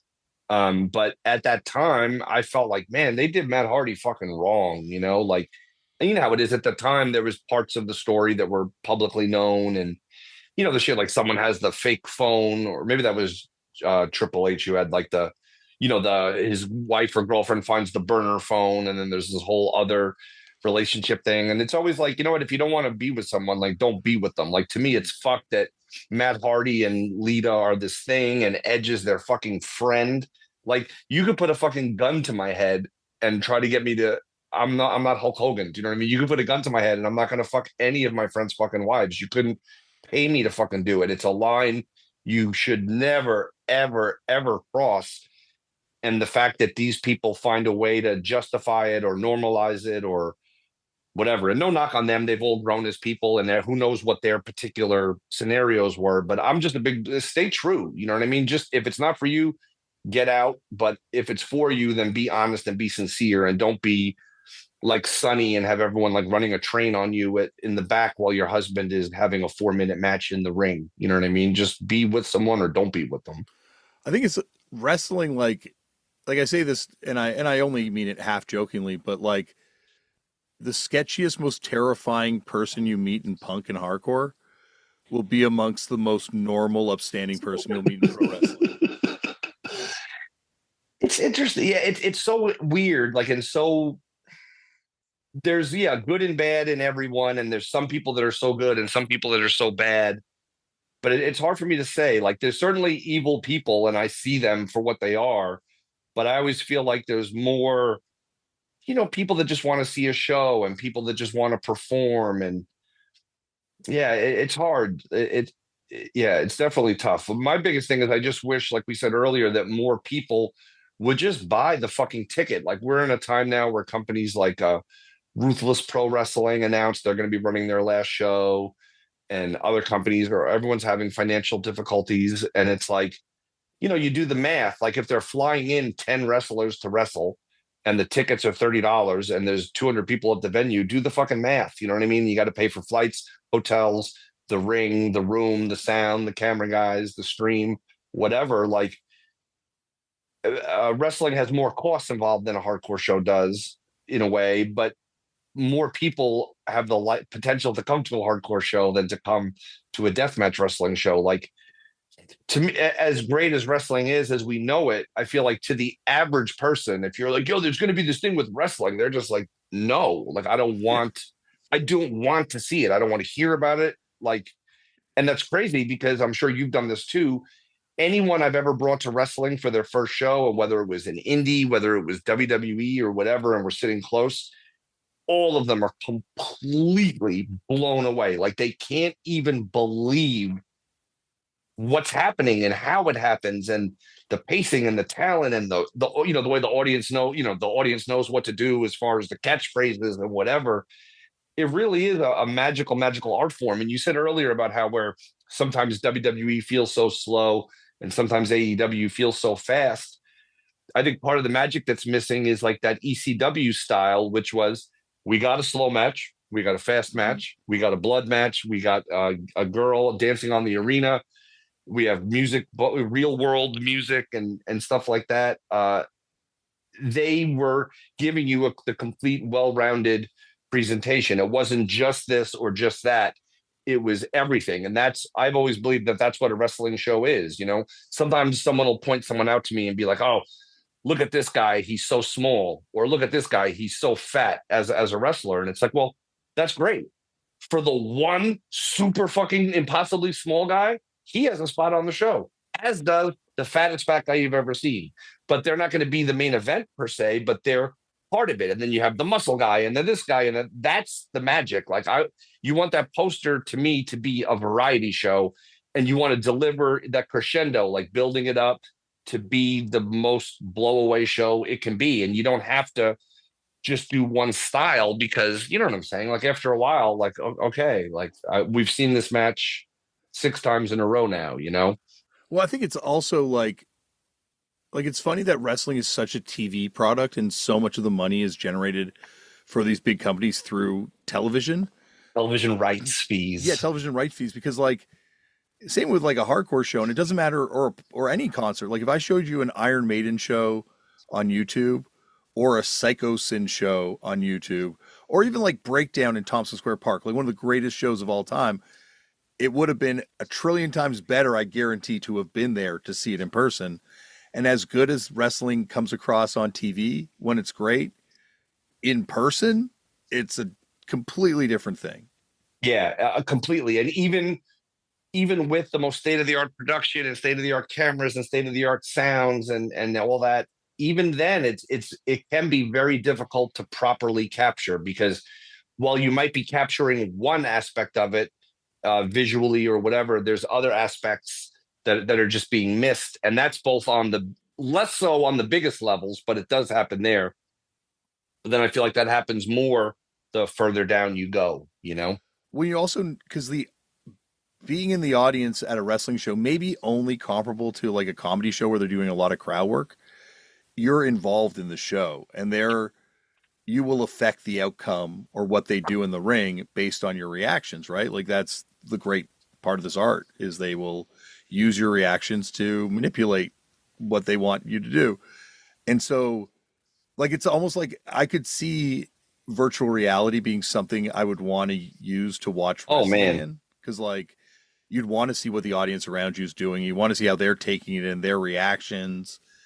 Whereas like I don't really see the benefit in watching a movie in virtual reality sure. or even a sporting event. Like I don't give a fuck what the guy beside me at a baseball game is doing. Like I just want to be part of that crowd. Whereas in Sure. wrestling, it's a lot more interactive.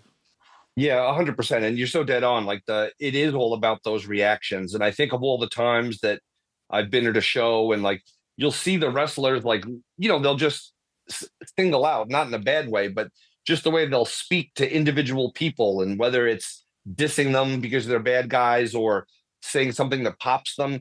One of the greatest things I think that's happened in wrestling, and now it's like a distant memory and it doesn't happen anymore, is like the rise of Kevin Steen. Mm-hmm. And and again, he's on top of the world and doing great. God bless him.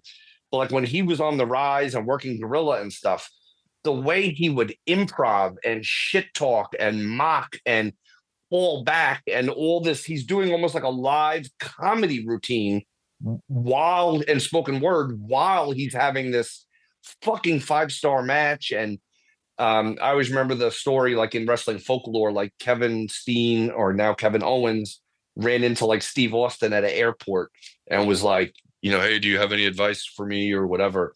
And Steve's like, you talking that shit, man. That's great.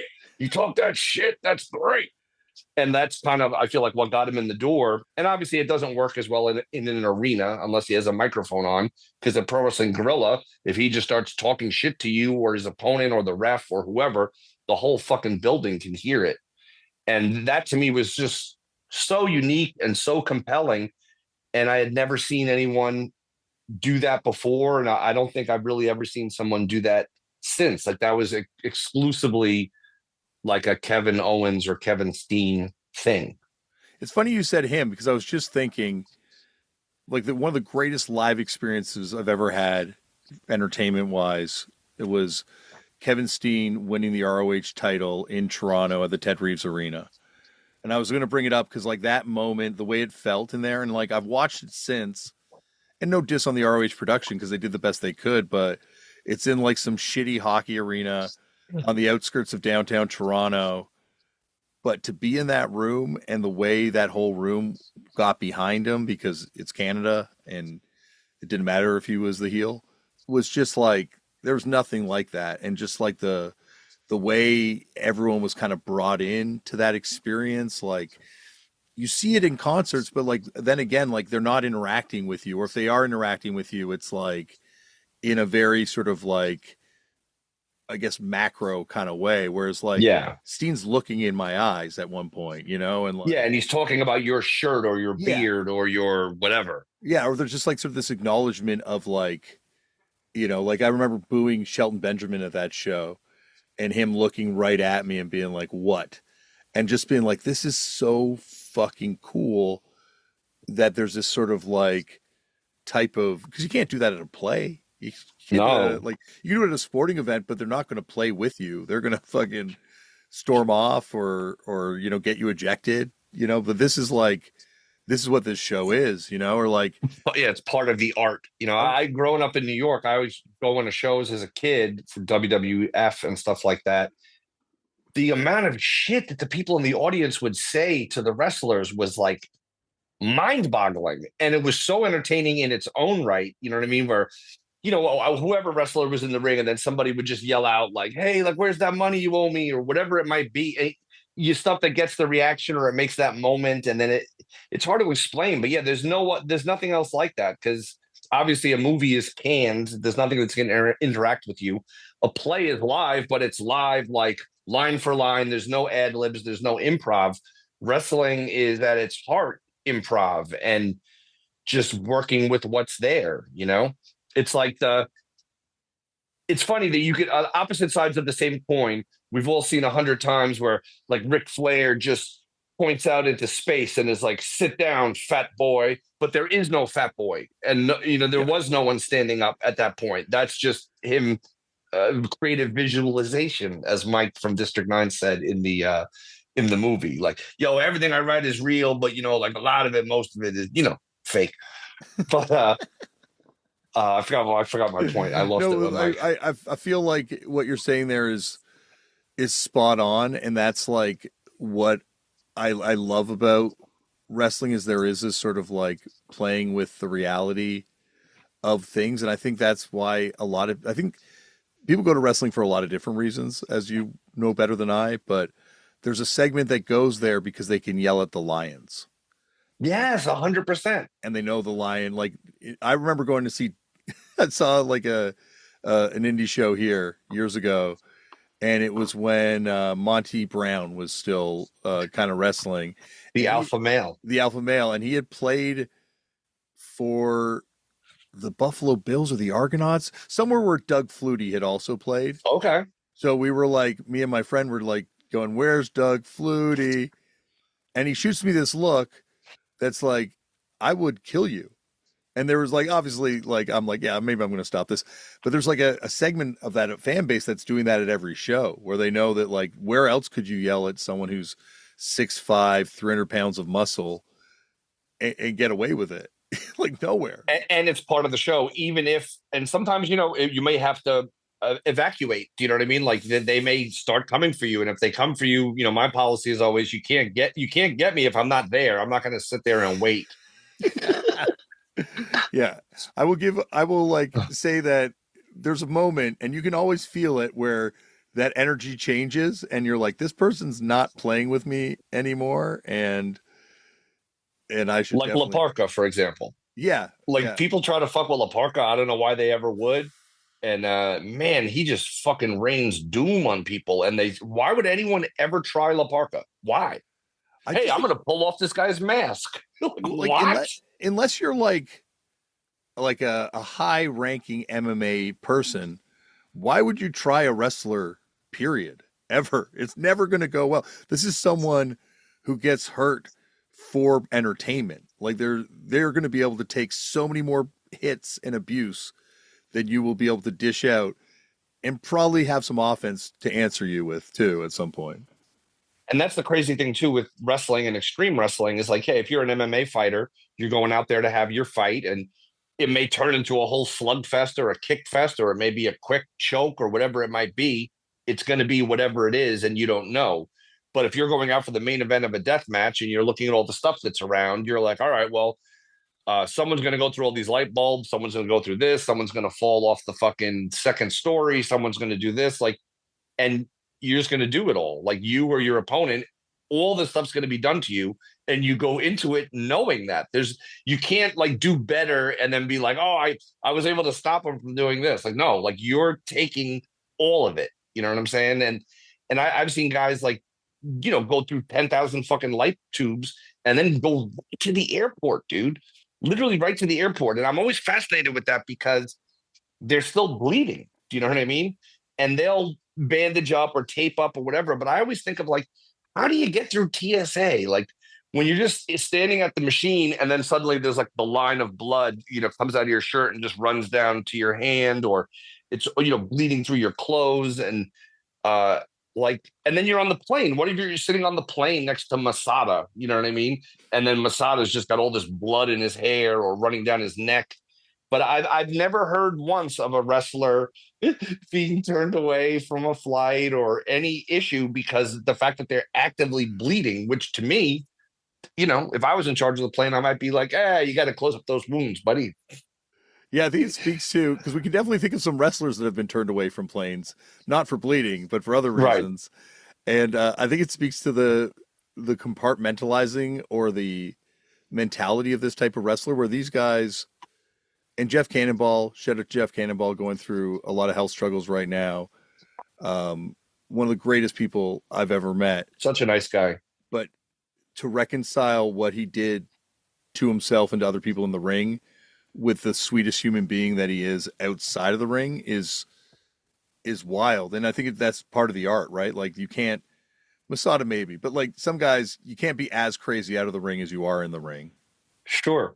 And the fact that it's so, like I said, like a Jeff Cannibal is a great example because he's so nice, he's so kind, he's so humble and self-deprecating and whatever and funny. But then, when the bell rings and he's out there doing all this insanity, and it's like, wow, like it's just so crazy to flip that switch. And there's, essentially there's like no pad. There's no, it's not like you put on your helmet and your jersey and whatever. Your head is your fucking helmet. You know what I'm saying? Yeah. It's crazy. He's such a great guy, and I wish him well. There's a lot of ways to support Jeff Cannonball, and I hope that everyone does. And of course, if we're speaking of people that need support, please, for the love of God, help out my brother Lou from Sick of It All. There's Yeah. also GoFundMe's and other things as Lou is fighting this terrible disease, and we want Lou back. We need Lou's voice. You know what I mean? I want to hear all that. Yeah. Oh, like I need that shit. It's not enough to get it on records, like you said, because I need to be there live. I want to feel the blood, the sweat, but none of the tears, Daddy. Absolutely. That's a great promo for him. Absolutely. Yeah, Lou, support Jeff. Um, Even Bowles Mahoney's widow and son have a GoFundMe right now where they've been evicted from their home, and the kid is graduating high school this year and going on to college, and now he doesn't have a fucking place to live. And I can't even imagine, one, to lose your father at a young age, then to navigate the struggles of life and school and everything, and get to the point where you're graduating and going to the next step, and then the rug gets pulled out from under you. You know what I mean?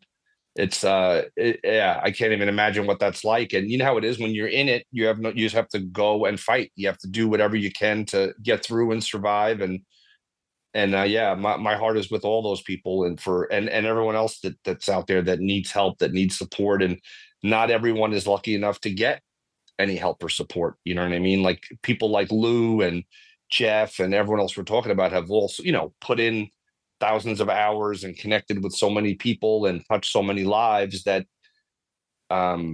you know what I'm saying? There's almost yeah. more doors open in a sense of more people that are willing to help and step up and give back. You know what I mean? There's a community that they're able to tap into. And I think, well, both, obviously, Jeff also has the wrestling community, but like both of them are kind of coming from hardcore and sort of this thing that, yeah, people contribute, people put on benefit shows. Like to see the, Piss Jeans do a benefit show or interspecies wrestling or all these amazing companies on along the East Coast of the United States and people that gave this pass, charity pass that allowed you to go to all the wrestling shows for free to benefit Jeff and all this sort of stuff. Like you get to see why these things are so great because these are like churches would be for people in different areas. Like we are mutual aid kind of groups that are. Yeah, 100%. And it's great that they can come to the community for help. But, as always, I always just want people to support more, like just to do whatever they can, because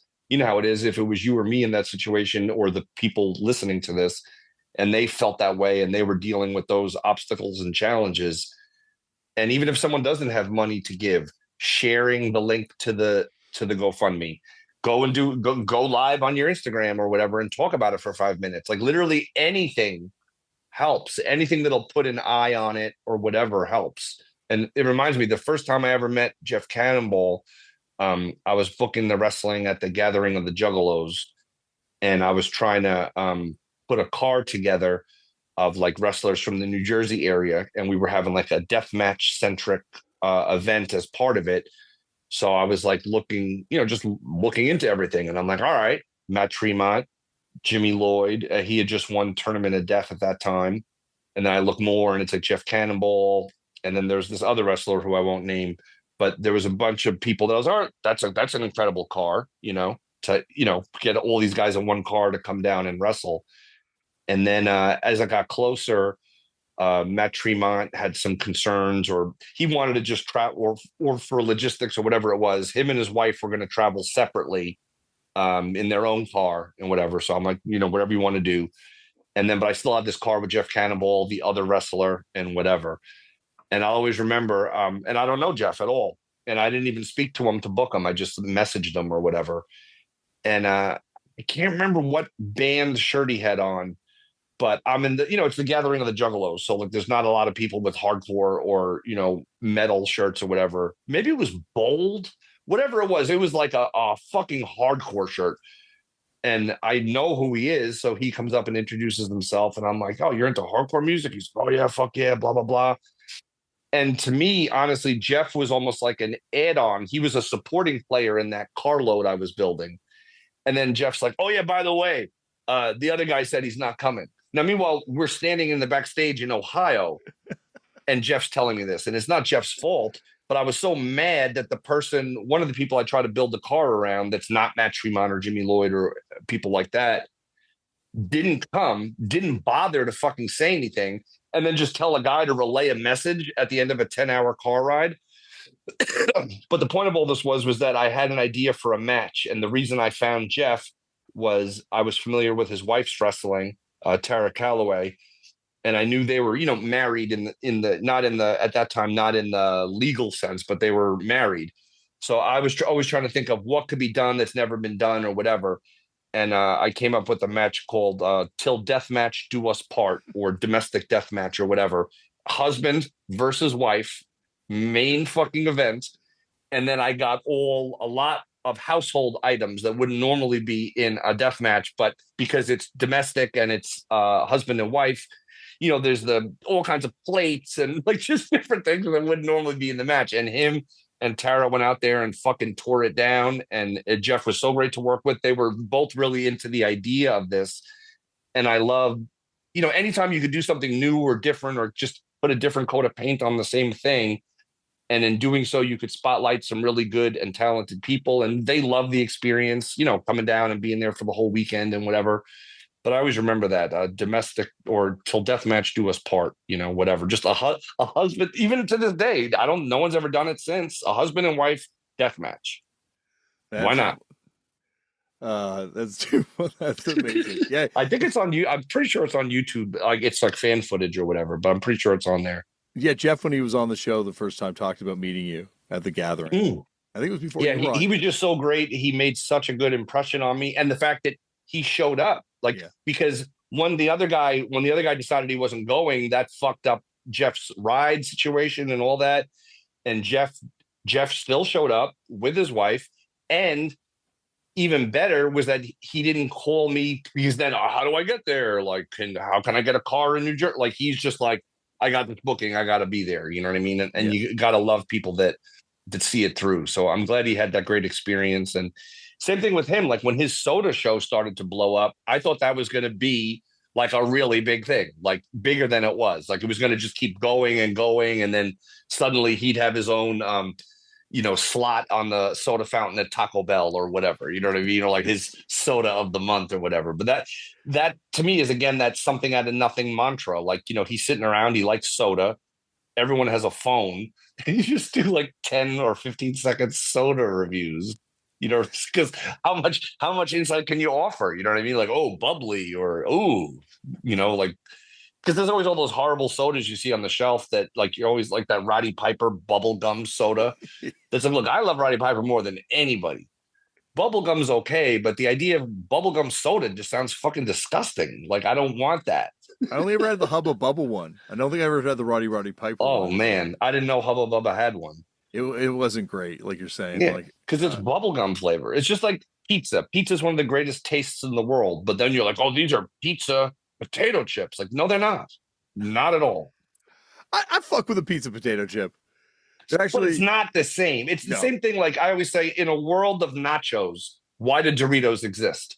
Like we don't live in outer space or something, and it's like, oh, there's been cheese in space since 1,000 years. You know what I mean? Like if I had a choice of having melted cheese and sour cream and stuff on chips, or just a bunch of chemicals in powder, granulated powder form, I would choose the nachos every time. And if it was, hey, you could have nachos or Doritos, oh, but there's no nachos available, I'll just wait till nachos are available. I'm not even going to sully myself with Doritos. See, you're like the MVP of fucking corn chips over there. I'm drawing a not. line. Yeah, It's see, beneath me. I'm not. I want my Iron Maiden in the stadium, and I want my Psycho Sin in a New Jersey basement of potato chips. Like sometimes I want a Dorito. I can't eat any of it anymore because I don't eat dairy anymore. But I would fuck a Dorito up if like Dorito was like, hey, we got Cool Ranch vegan Doritos now. You better believe I'm eating a whole bag by You'd be all myself. in. Oh my god! But you would prefer that over actual not vegan nachos, Like it just depends the warm and mood. melty, and you know. It depends the mood. Like I love. Don't get me wrong. I fuck with nachos with the melted cheese and the guacamole and everything. But like sometimes you're like, I just want a dirty, like I want to wig out at Denko's with some Coke and Doritos, you know? Well, it's similar. I draw a similar parallel to YooHoo. In a world of chocolate milk, why would you buy YooHoo? I And agree with what the that. fuck? There's an old joke I used to tell when I was a kid that I lifted from somewhere, but it was like, oh, there was a giant YooHoo spill on the highway, like the truck spilled over, and no one knew what to do because no one knows what the fuck YooHoo is. He's like, what is it? It's shelf stable and it's like chocolate milk, but it doesn't taste. You know, it has that weird. It's like it's like the shitty American version of all those crazy Belgian chocolate milks that you get when Oh you're on man, tour in Europe. those are great though, Those are so good. And but it's like but they're that's also chocolate milk. yeah, there's also chocolate milk too. I like There's chocolate milk in the container. Again, I don't know what YooHoo is. yeah, like a mistake, like you're saying, like something that I don't necessarily want to I want to share in a cup of at any point. I'm not does it have a mix? Is there like an alcoholic mix for you out there? Ooh, there should be, but I've never heard of it. There's like Kahlua? mudslides and shit like that, but even they have a better Chocolate milk base thing. Yeah. chocolate milky feeling. Even though it's a shelf stable chemical concoction of sugar, but somehow it's still like, oh, this tastes good. Yeah, it's not Yoo-hoo. They just like Yeah. is Yoo-hoo carbonated too? I don't think so. And I always remember that the strawberry yoo-hoo was less popular, but it definitely tasted way better. We there was this like we have this I think it's a nationwide grocery store chain up here. And they used to have this like store brand called President's Choice. And eventually the store brand became like super fucking popular and they couldn't lose. They were putting out all these products and people loved them.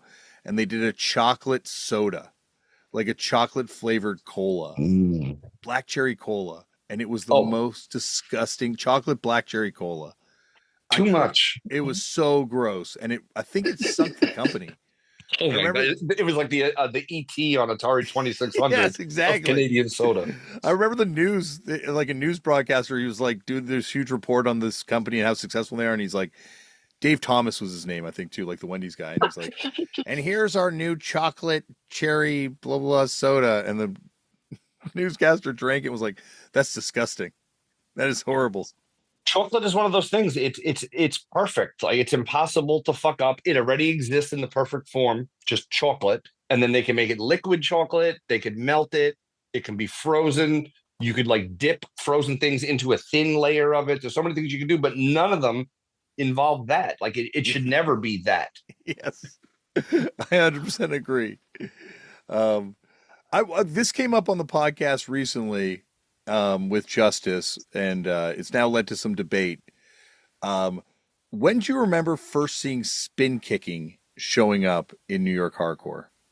I know the very first time I ever saw a spin kick. I know the exact show, and I went to see, and I was thinking about this the other day. I went to see MOD, Method of Destruction, on the Gross Misconduct tour. Gross Misconduct, I think, is a criminally underrated album. It's fucking epic, especially True Colors, but the whole thing is brilliant. Way more brilliant than, you know what I'm saying, say maybe other MOD stuff. But Yeah. it was MOD, and then the other two bands, I didn't even know who they were at that time. It was Biohazard and Sheer Terror. And this is an unsigned Biohazard, you know what I mean? And I went to the show in Long Island at Sundance, and I'm like, okay, like it's one of the first shows I ever went to. So I'm like, all right, this is interesting. And there's all these like crazy people and everyone's going nuts. And there's this guy right in front of me, and he looks like pretty dangerous, you know what I mean? And I'm like, okay, I just note that he's there. All right. And then this person, you know, is walking towards both of us, and they bump into him, and they don't say anything or whatever. And then they just turn their back to him and are looking at the show or whatever. And I'm like, like I could feel like this ominous vibe. And I'm thinking, well, why did that person do that? They're like a dick. They just walked up and kind of bumped into this dude and didn't say anything. And while I'm just watching that and processing it, the dude who was standing in front of me just does a perfect spin kick and, you know, catches the guy like, you know, so it's coming all the way around and just kicks the guy right in his eye from behind. The dude's just unconscious on the floor right out of the you know, just right out of the frame. And I was like, man, what a lesson I just fucking learned. Because then when I was going to the bar or whatever, and then I bump into someone, I'm like, oh, my bad. Excuse me. And they're like, it's all good. But just watching that dude get spin kicked in his fucking head at one of my first shows, it taught me like a super lesson of like, you better be respectful. And I've never had an issue with anyone. Like I've bumped into people, I've knocked people's drinks down, but I always have a policy. If I knock your drink down, or even if you think I knock your drink down or I knock part of your drink down, before it's fully hit the ground, I am like, I'm sorry, what was that? And I'm like, I'm getting you a new one right now because it's not even worth the issue. And it's like, you bought a drink, now you don't have a drink. Maybe it's your fault, maybe it's my fault, maybe it's both. But I'd like to just make it right. And let's just leave it peacefully. And then sometimes the person you do that for is the same person that might save you from some other fucking crazy people or whatever. Like people remember, but it's always about respect. You know what I mean? Just respecting other people. So that's when I first saw a spin kick, and it wasn't done in dancing. It was just done as a karate kick to brutally kick someone in the orbital bone and knock them unconscious for being disrespectful. Was it? Did it start showing up in the mosh pit when Marauder starts coming around? Because I heard Saab is Justice said that in his research is the first one, the originator Really? of the spin kick. It's amazing. Oops, sorry. I've lost both buds now. Hold on, I'll do a double No, in. bro. Yeah. The thing that amazes me most about Marauder now is how they've gone so far. Like they were Marauder at the time, and that was great. But they're so much more influential now than they were at the time. And I remember the first time it dawned on me how big they were was years ago before AEW and all that, and even before God's Hate. I had done an interview with Brody King on the Kevin Gill show, and I'm like, "So Brody, what's up? Like, what bands you listening to? Whatever." And he's like, "I'm really into Troy Core." I'm like, "What'd you say?" He's like, "Troy Core." And I'm like, I don't know what that is. He's like, come on, KG, you're from New York, whatever. I'm like, I have no idea. What are you talking about? Troy Core. And he's like, oh, you know, like Troy, New York. And I forget what year, but he's like, oh, in Troy, New York, and this year, there was like this sound, and that's what I'm fucking into. And he mentioned Marauder as being part of that. And that just that, it still blows my mind to this day. Like Marauder to me was always like a Brooklyn band, but I knew about this stuff going shows in Troy, but I never, you know what I'm saying? Let's just be real. They obviously weren't as big or crazy, in my opinion, as the shows that were happening in and around New York and Brooklyn and all that. But there was obviously such a magic there. And I guess it was captured on video or soundboards or whatever. And then it goes 3,000 miles away to Brody King. And he's not the only one that has this influence. And then there's this whole Marauder thing going on. You know what I mean? Like in a good way.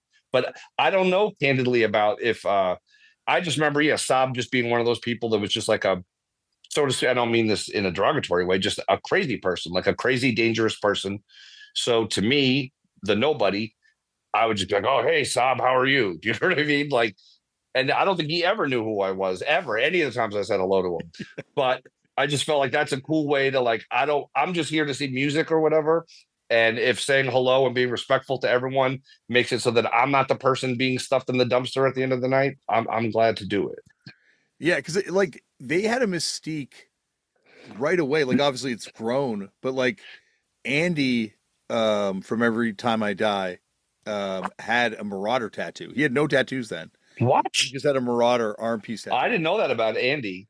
This is back when he roadied for Buried Alive and Wow. like Vogel's band. And this is minus era Marauder, do you feel like? Or had it moved to George or Jorge? I think it must have been Master Killer Okay, yeah. kind of time, right? Like it's been But 90. that was with Minus, I think I think Minus, maybe they were doing the songs live with Minus and then the Yeah. album had George on it. Something like that. I I think it's forget. something like that. And they also had like in that Creepy Crawl live record, like it's got like Yeah. all those like we didn't last time we played here like three kids got broken legs. Like we're not gonna stop till the bleeding starts, you dig? And then like it's like the hardest fucking calls Wow. and I'm gonna stuff. go back and hear that. Yeah, to me, they were just as a great band, but like, yeah, like a great band, like many hardcore bands, a great band made of at least what seems like on the surface, made up of highly dangerous and deadly people. And it's like respect them, and if you're into it, support it, and just hope it doesn't get it doesn't get turned on you. What's so interesting with New York hardcore, and like this really comes across in with a guitar player from District 9 in that New York hardcore documentary when they're talking to like when was the first time you saw someone get murdered?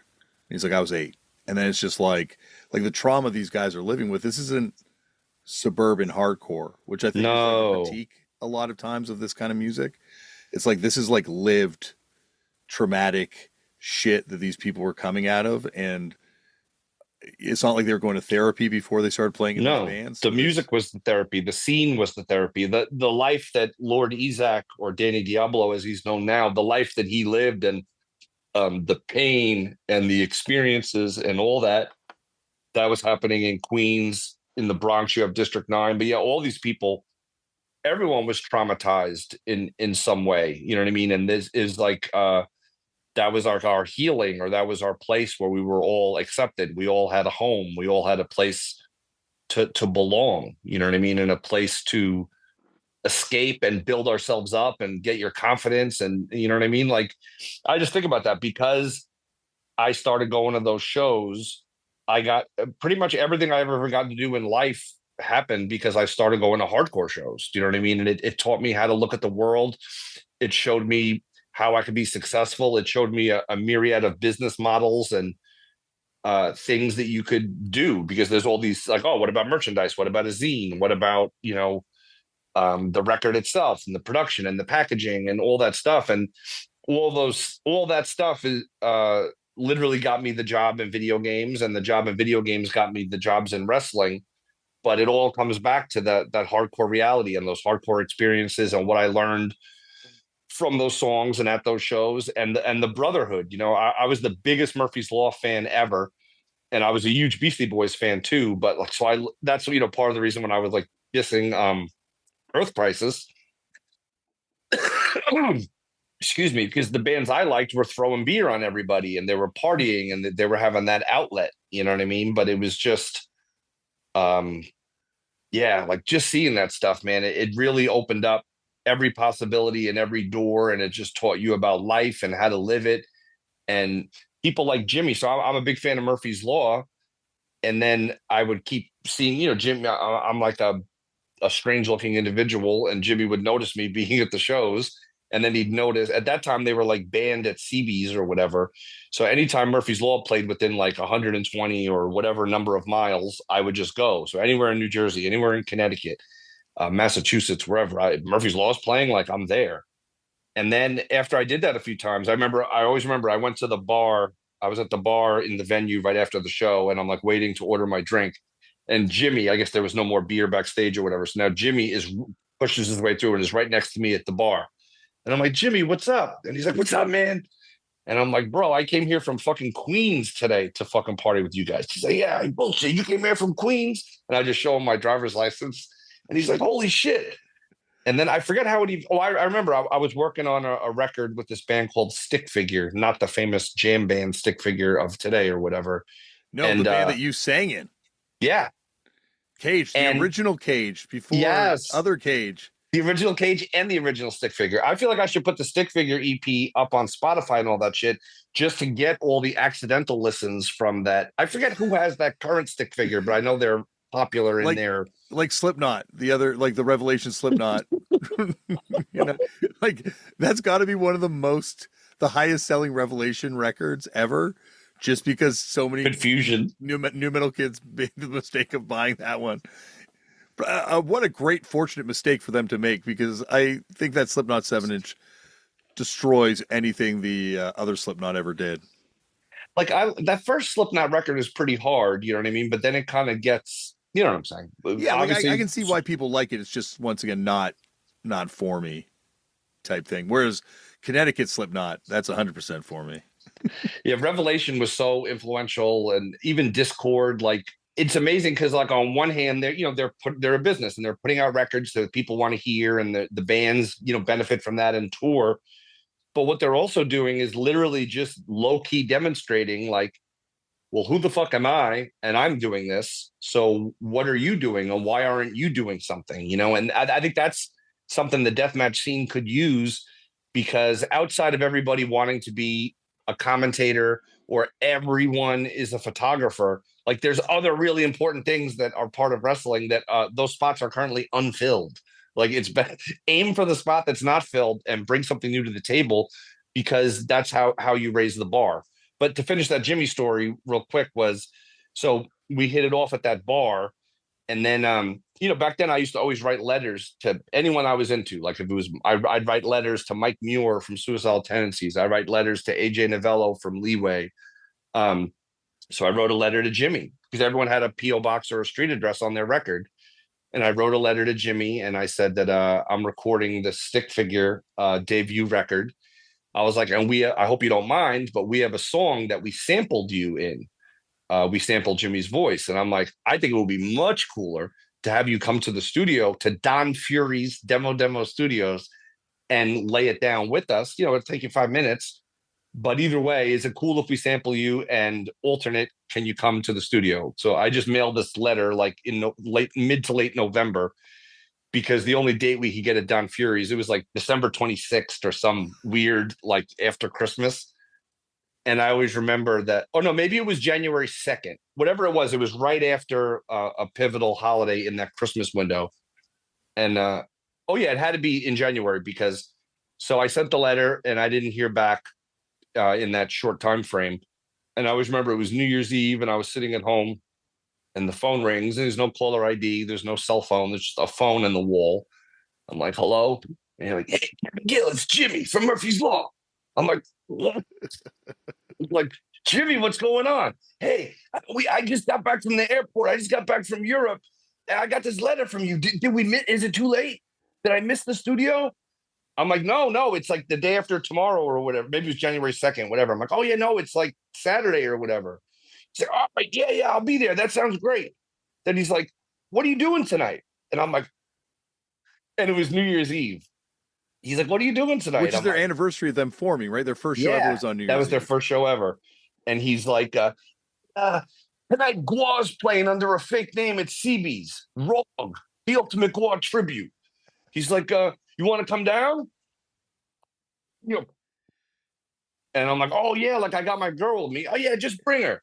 Just when you get to CB's, just tell them you're here with Jimmy, and they'll let you in. And so then we walk up to CB's, and they're like, that'll be $20 or whatever it was. And I'm like, I'm here with Jimmy, and they're just like, go ahead.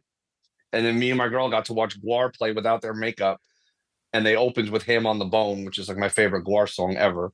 And what an experience. And from that, I've gotten to be friends with Jimmy to this day. He's a hero. And then that's the difference, I feel like, with hardcore. That sums it up right there. I'm a fan of your band. I buy tickets to see your band. I send you a fan letter and you call me back to collaborate with me in the studio.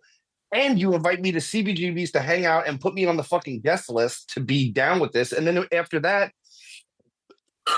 Jimmy started being like, "Oh, hey, we're gonna go do Virginia Beach and Washington D.C. Do you want to come with us?" So then I could just ride in the van with them and go to these shows, and it's like, and like my mom would be like, "I don't understand. Like, what are you doing?" And it's like, well, how could I not? Jimmy invited me to go to Virginia Beach for and this is like the lineup was Jimmy, Todd Youth, Chuck, and there was a different drummer. I feel like Mike McDermott. I'm not sure if he was the drummer at that time, but A Chuck, good lineup. yeah, Chuck Valley and Todd Youth, man, holy fucking shit. And to Yeah. be in a van with those guys, and I'm trying to be quiet and because I know because why am I even there? Why did you even invite me in the best way possible? But I'll never forget that, and nowhere else would that happen. Not It's unheard wrestling. of. But Jimmy doing that opened up. I remember they were recording the Good for Now EP, and they did it with Daniel Ray, the famous Ramones producer. And I was hanging with Jimmy quite a bit at that time. And they said, "Hey, Kevin Gill, we're going to be at the studio Friday. You want to come by?" And I'm so then I'm sitting there in the recording studio, and me and Daniel Ray hit it off. And at that point, I'm just about production and how it all works and whatever. And I'm just there. I'm sitting in the studio. I'm watching you record the records. I'm backstage with you. I'm in the van with you, and I'm not paying you for this privilege. You're not making me work, which I would have been glad to do. You're just giving me this experience. You're just taking me under your wing, and you're being a friend to me. And that friendship gave me so much confidence and just kind of put me on the map just to be a person because now I'm like, oh, there's nobody's here, but he's friends with Jimmy. Do you know what I mean? And that just suddenly, as you know, it's like a carte blanche. In the same way I could walk into CBGB's, if you're with Jimmy, shit's good. And I'd see what would happen when people would try to start trouble with Jimmy or Jimmy's friends. I remember one time the bouncers at Asbury Park attacked Russ Igley from Underdog after the show. And we're all there together. The show's over. Everything's fine. It's just the band and like one or two of their friends. And like it's where like the show's over and they're like, oh, let's have a beer. And they're just standing there just having a beer. Like, and the bouncers just come over like, everybody get the like just screaming at the band members. And it's like the show hasn't even been over for like 2 minutes. And it was weird because they had this the venue try to have like a very loosely themed, like Crucial Barbecue vibe to the show, which that meant they had these little hot dog things. It was almost like a little hot dog cart on the street, but super mini. And it would be hot dogs and the little relish cup and all this stuff. And I guess like self serve. So I always remember I'm standing there and these bouncers are starting to get crazy and they're big and everything. But I'm like, Jimmy's God. You know what I mean? I'm just waiting to see can I have his back? I don't care if these bouncers are going to kill me. I'll hit them before they can get Jimmy. And one of the bouncers just came over and punched Russ from Underdog. And he's not someone you want to fuck with at all. And he just punched him right in the face. And Russ, didn't even sell it at all. And I always remember Russ just goes, Jimmy, like the bat signals, you know what I mean? And then Jimmy and everybody just come out and they start beating up the fucking bouncers. And Jimmy's standing like right next to me. And then I don't know if one of the bouncers did it or whatever, but somebody threw one of these these mini, it's like the size of bigger than like a toaster size hot dog part. Someone throws the part so like a sky hook. So the thing's flying overhead. As God is my witness, as the thing goes overhead, like the relish part, like drops on Jimmy's bald head, and now he has like a green relish hairdo on top of his head after they beat up the bouncers and chased the bouncers down the street from the fucking venue. And then he got the fucking relish hairdo. And I'm like, these guys are the coolest fucking guys ever. And why the fuck would the venue try to why did you book them and give them a guarantee and do all the shit, but then you're going to let your security try to disrespect them to their core essence, and you literally got beaten down in your own club and chased down the fucking road in Asbury Park, man. Yeah, there's a lot of times, and I think it's pre-internet, obviously, is a lot of it, where you're like, why did you book this band if you didn't know what was going to happen? And the show's over. Like whatever the worst thing that happened was, it's the fans are gone. The show is over. Yeah, yeah. Like there's like a weird intensity at that point. Like I think all of us have been thrown out of a venue by angry security guards. It's like, wait, we're coworkers, dude. Like, we're all in this together. There was something in the water in Asbury Park or whatever. Because I remember another time I went to Asbury Park and I rode with the Black Train Jack guys. I was a big fan of them and great guys, great talents. And I rode with them to the show in the van. There's no other roadie. It's just them and me. Maybe there was one other person, but it's a small thing. It's not like there's 100 of us. So Black Train Jack is about to go on. So I just go like behind the base cabinet or whatever. And I'm just standing there out of the way and ready to watch the show. And I watch the show, like song one, song two, song three, whatever.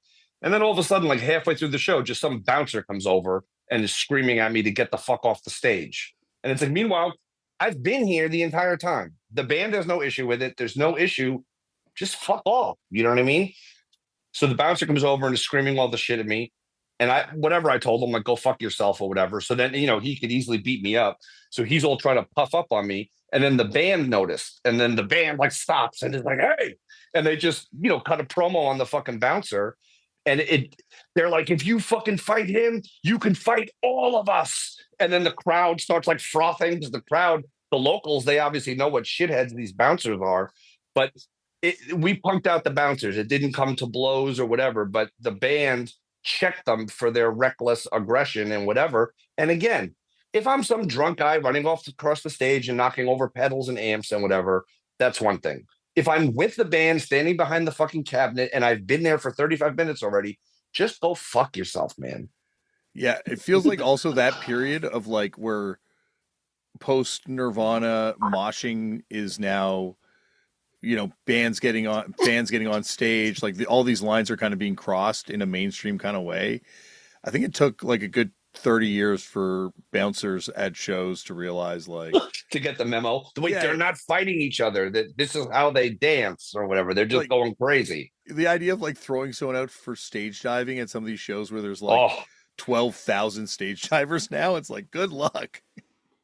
yeah, it's wild how that works. And sometimes you'll still see it. Like I went to that CBGB's Fest, which I thought was great a few months ago. And there was the stage where Grill Biscuits and Murphy's Law and them played. It had this weird like concrete walls kind of around the stage. I don't know if they were there to prevent people from stage dive or whatever it was, but Grill Biscuits were trying to get everybody to just jump off the barricade, these concrete walls.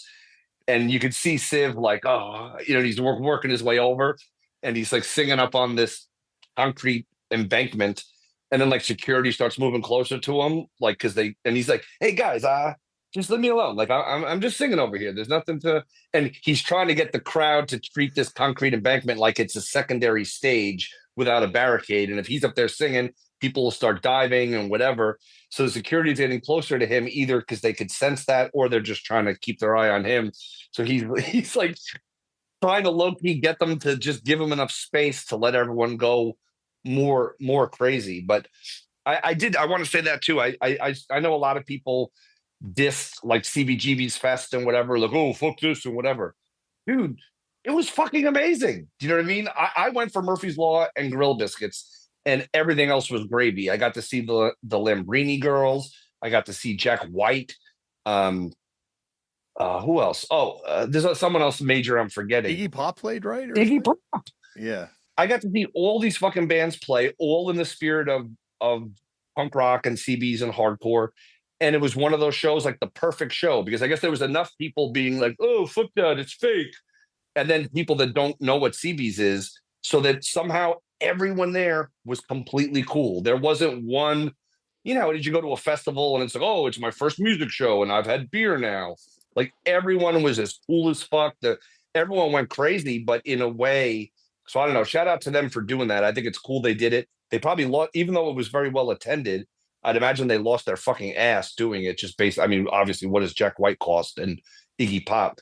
But the fact that they did that and the fact that CBs could live for another day, even if it's one day, and to have those reproductions of the bathroom and to have Hilly's desk and all that stuff out there, I just thought that was cool culturally that they did that. And then, some people want to complain, well, why is this person playing? Well, because this show has to fucking appeal to a lot of people. That's why. Murphy's Law and Gorilla Biscuits, to me, brought that hardcore to it. if you added 98 bands like them, it wouldn't draw any other, like you have it covered. You know what I'm saying? Hardcore math, you know? I'm sure the White As Stripes probably played CBs too, right? yeah, they did.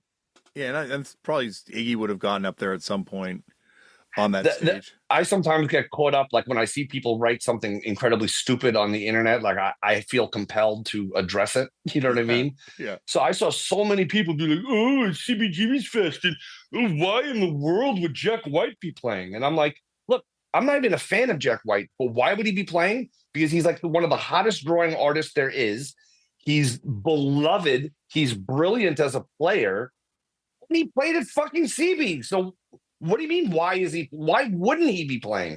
He brings a whole other audience and a whole other thing to the event. And it goes back, like we said, with wrestling. If every band was Gorilla Biscuits, it wouldn't, it would still be very good, but it wouldn't be nearly as good as when you have the Lambrini Girls and Murphy's Law and Jack White and Iggy Pop and other people I'm forgetting. Oh, Scowl. Like I got to meet the people from Scowl, and I thought it was the coolest fucking thing ever because they were just out watching the other fucking bands. Yeah, they're cool And people. I was with someone that's like a well-known scene person from California, and he already knew them. So they saw him in the crowd and then came over to talk to me and him and introduce themselves and everything. And then and then they're like, "Oh, don't forget!" Like they're telling me and my girl and him, like, "Oh, don't forget, we go on at 3:30 or whatever." You know, like like so humble of like, oh, the way a band that's not known would be like, "Hey, don't forget everybody, 120 on the main stage or whatever." But yeah, then they went out there and they fucking destroyed it.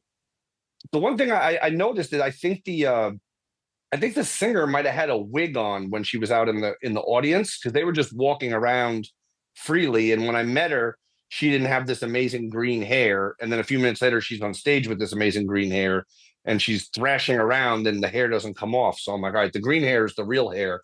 And I think she might have had like a little A disguise.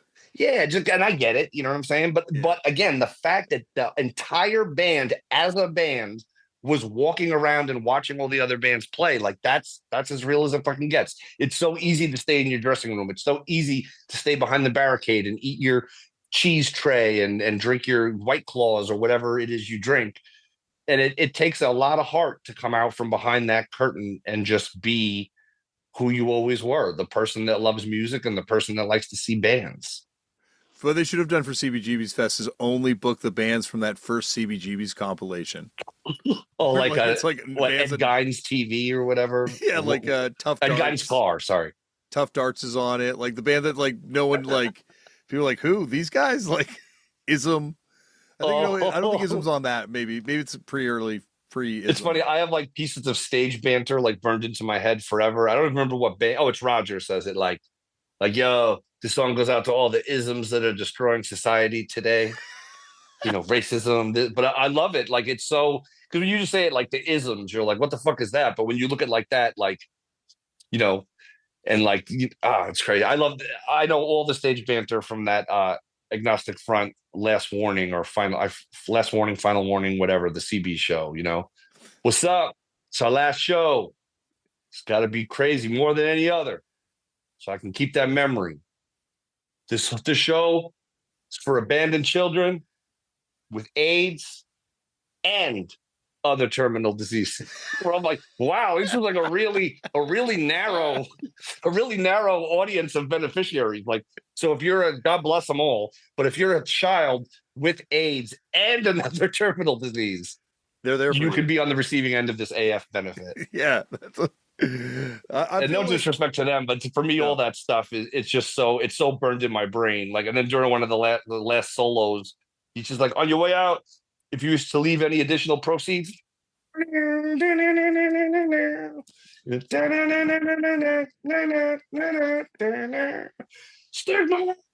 it's just so fucking great. I think every band has a Vinny and a Roger. Like that's like Yes. you have to have a Vinny and a Roger in every band to make it work. Like that's a Mick and Keith relationship right there too. Yes. Spike and Kirk from DRI. Yeah, exactly. Like Eddie and AJ from Leeway. you need like the wild one, and you need like normally it's the lead singer that's the wilder one, but I think Vinny might give Roger a run for his money at times. Yeah. And then Roger seems almost slightly more sedated, so to speak, Yes. now. where Vinny is still unadulterated, full Vinny. And the fact that I've got to now work I got to, Vinny would always tell me whenever I'd see him, like, I want to do stuff with wrestling, you know? And I'd always be like, I'd work with different companies and I'd be like, oh, they don't understand what stigma is, or they're not hardcore people. So like, I don't want to sell him upstream, so to speak, where like I have to convince you to have Vinny on your show. Like I want someone who understands who Vinny is. And I always remember, so he'd always ask me, and I'd always be thinking like, well, who could do it?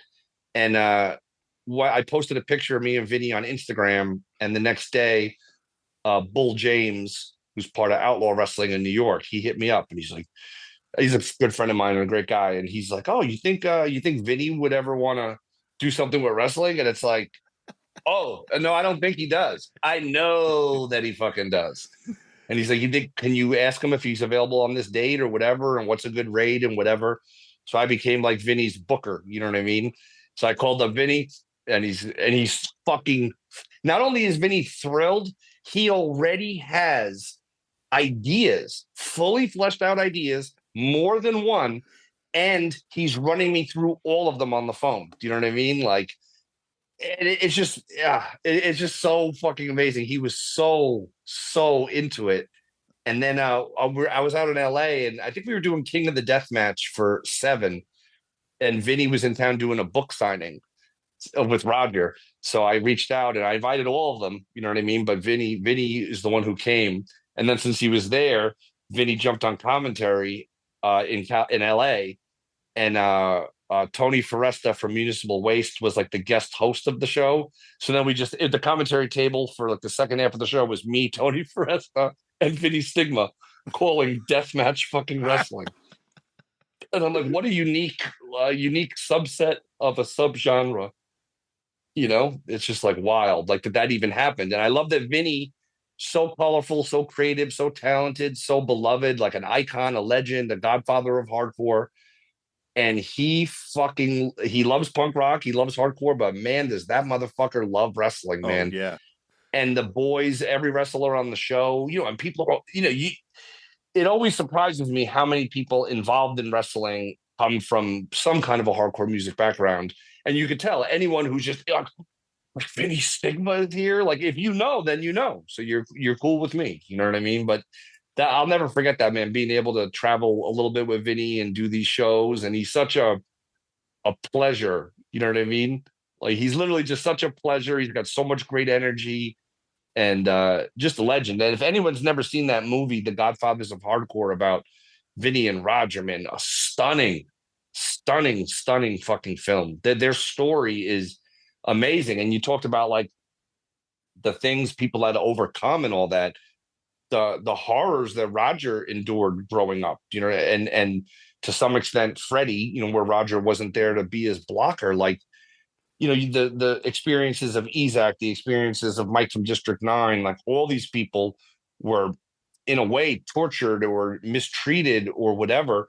And instead of keeping the cycle of abuse going, instead of becoming, you know, lifelong victims or people that are permanently negatively impacted by this, they used it as something to push back against, to be like, no, like I'm not going to stand for this. I'm going to make my own way. I'm going to blaze my own trail. I'm going to do my own thing. And what all those guys have been able to accomplish as a worldwide thing through this form of music, through this genre, through this movement, is, it's literally mind blowing when you really think about it.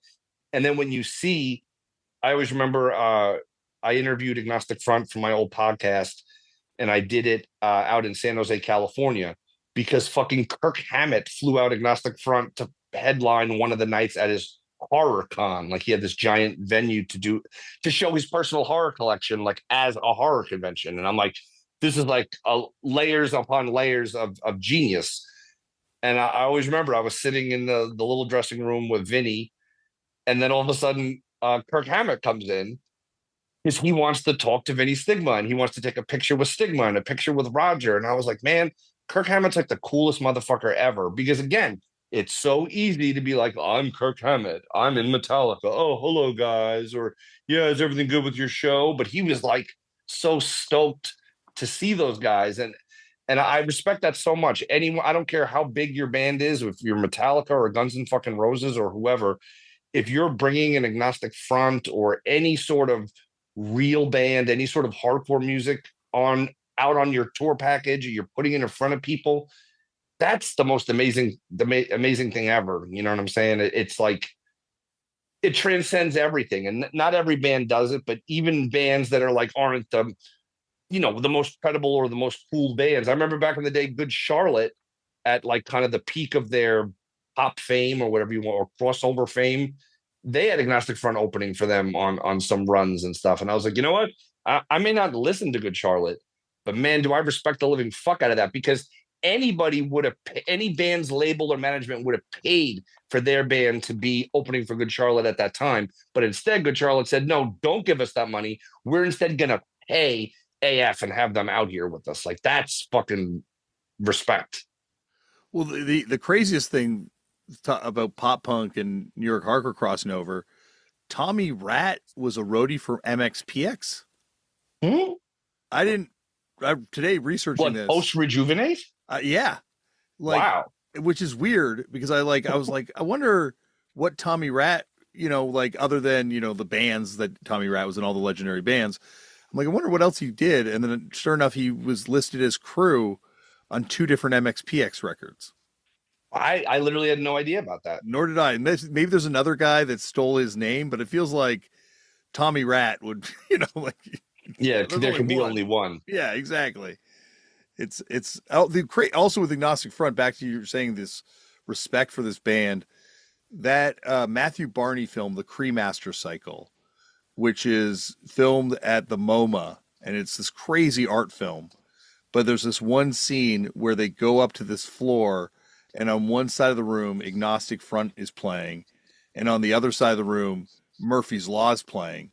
And then the two crowds start interacting and kind of like fighting and moshing. But the original plan, Roger told me, was that it was actually supposed to be Slapshot. And it's like, Oh, it's this total like New York versus Boston thing. Because like the way the guys that are watching Murphy's Law are dressed, some are wearing Boston hockey jerseys. And sure. you're like, oh, but then Slapshot couldn't do it at the last minute. And they was replaced with Murphy's Law. It's like, God damn, like this is in the fine art world that they know about this Wow. beef and that they've got Agnostic Front playing in the MoMA. One of the legendary stories of hardcore. I wish someone could just make a hour documentary about this. Like, when I think about stuff like the Cro-Mags versus Suicidal Tendencies, and like Suicidal Tendencies, who were some badass motherfuckers, would come all the way from Venice to play New York, and then the Cro-Mags would be like, "Oh yeah, I loved War Inside My Head back when it was called No Mercy, Show No Mercy at All on the fucking Cro-Mags record." I mean, it seems obvious in retrospect that Suicidal lifted that song. Maybe I'm wrong. Maybe Suicidal made it up, but it seems in retrospect Suicidal did steal that song from the Cro-Mags, and the Cro-Mags were like, "We're gonna beat the fuck out of you when you come to New York," and Suicidal's like, "Bring it." That to me is like the Hulk versus the Thing or something. You know what I mean? Like, Or, respect to all those guys. and you probably witnessed this firsthand at some point, Sheer Terror versus Cro-Mags beef.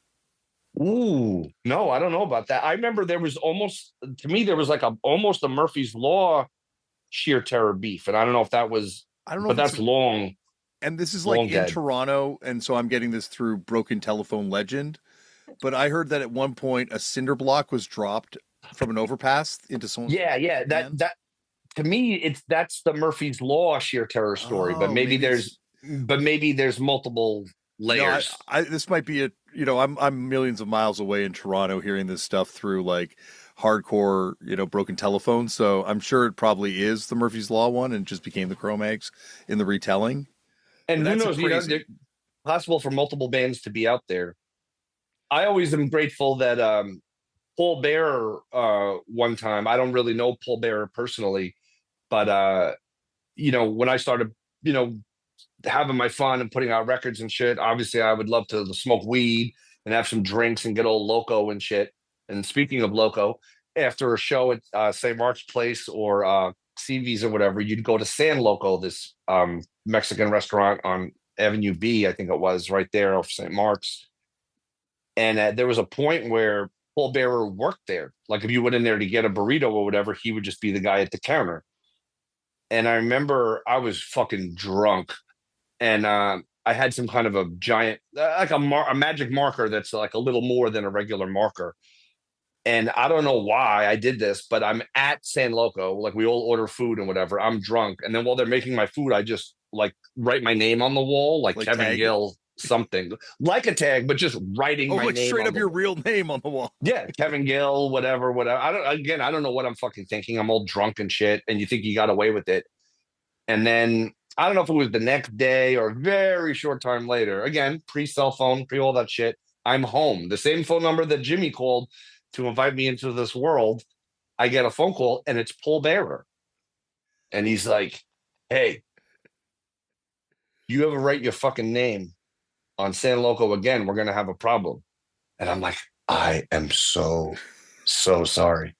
Being drunk is no excuse, but I was out of hand. No disrespect. He's like, just don't do that, man. That's not cool. But to me, that was like, thank you. Thank you for smartening me. And granted, obviously it's wrong, but you could have made my life miserable. You could have done a lot of things to me, but instead you just told me straight up, like, bro, don't fucking do that. And I was like, loud and clear. And I never did anything like that again. You know, but I respect the fact that it would have been easy for him to do something much worse or whatever, you know what I mean? But instead, he just gave me a lesson, and I appreciate that You could be, tremendously. you could be driving down the BQE with a cinder block in your lap. Yeah, that's crazy. Huh? Now I can't stop thinking about the Murphy's Law and Cro-Mags, and who knows? Maybe there was members of Murphy's Law and Cro-Mags in the van, and I don't remember if it was off an overpass or if it was the type of thing where there's the sheer terror van and the other van behind it, and then you just open like a movie. You open the back doors of the van and throw this. In my mind, that was the move, but because that's even more crazy in a way. Because otherwise, if you're on the overpass, then that's some kind of like scouting shit. Like, listen, today between 3 and 4. Murphy's Law is going to be driving down 675 East. We gotta, just be Get the waiting cinder for blocks hours. ready. It's yeah, there's like, and that's the thing about New York is there's so many bands at that time, and there's so many legends about these bands, and they were all like so much larger than life, like Dark Side NYC. Oh man, What a wild band. Like when you get into the members of that band and all the different bands they came out of to be in it, like musically they're fucking incredible, but like you've got the guitar player from Deep Blake. Wound. Oh, sorry. Is that Blake or no? No, it's Originally, it was Blake from Sheer Terror. That's the era I remember them from. and then it's Scott from the Outpatients and Deep Wound, like Jay Mascis's band before Dinosaur Jr. and Lou Barlow's band and stuff. Like he's in the band with those dudes. And there's someone from the Voluptuous Horror of Karen Black in it Wow. for a while too. It's like, yeah, like them, everybody gets hurt. There's like so many bands. Like, I don't know. I've kept you for a very long time, Kevin, and I feel like we might have to do another conversation at some point. Anytime, man. Anytime you need a second wheel conversationally, if someone flakes out, stabs you in the fucking back, throws a cinder block through your fucking Zoom window when they're supposed to be dropping knowledge and sharing wisdom, if someone puts baloney on your doorknobs, if someone steals the riff to make war inside my head, Oh, show you no mercy at all. War inside my head.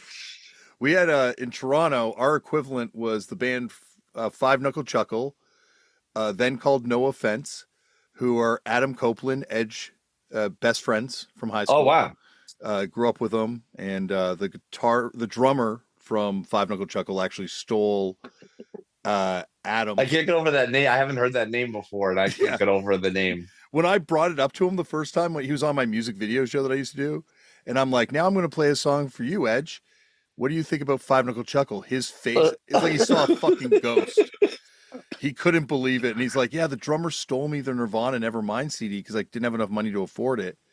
And he wanted me to hear it, so he went and ripped me off a copy. I think the statute of limitations is long past, but I Of course, yeah. give out his Granted, name. same. I shoplifted many records, not many, but I remember one day, one pivotal day in my life, I shoplifted Nuclear Assault's Handle with Care and NWA Straight Outta Compton on the same day. A good mix. But so This band Five And Knuckle they're both in Chuckle. the end section too. So I mean, That's right. Easy pickings, I guess. No camera there. But the oh fuck, now I forgot what I was saying. It was, oh yeah, Five welcome to Knuckle my Chuckle. world. Five Knuckle Chuckle had their song stolen by Guttermouth.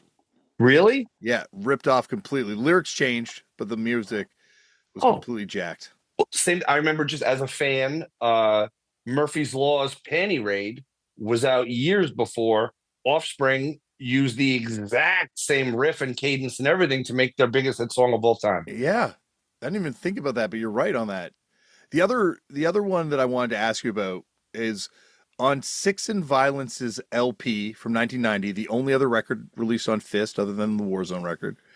Uh, they have flute on 2 tracks, and according to the credits, it's provided by the dude from Jethro Tull.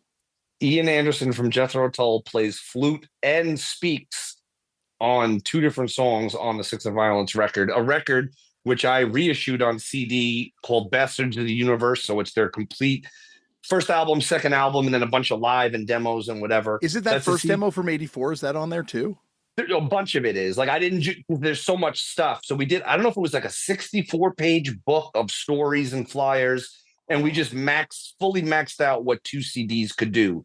So it was like basically the first album and as much bonus demos and all that stuff and live that we could fit from that era, and then second album and the same. But all that shit's on Spotify and stuff too. Unfortunately, the way it's listed, it took the like featuring Ian Anderson that like populated onto every song, and he's not on every song. Yeah. You know what I mean? He's on like Bursting Bladder and what's the other one?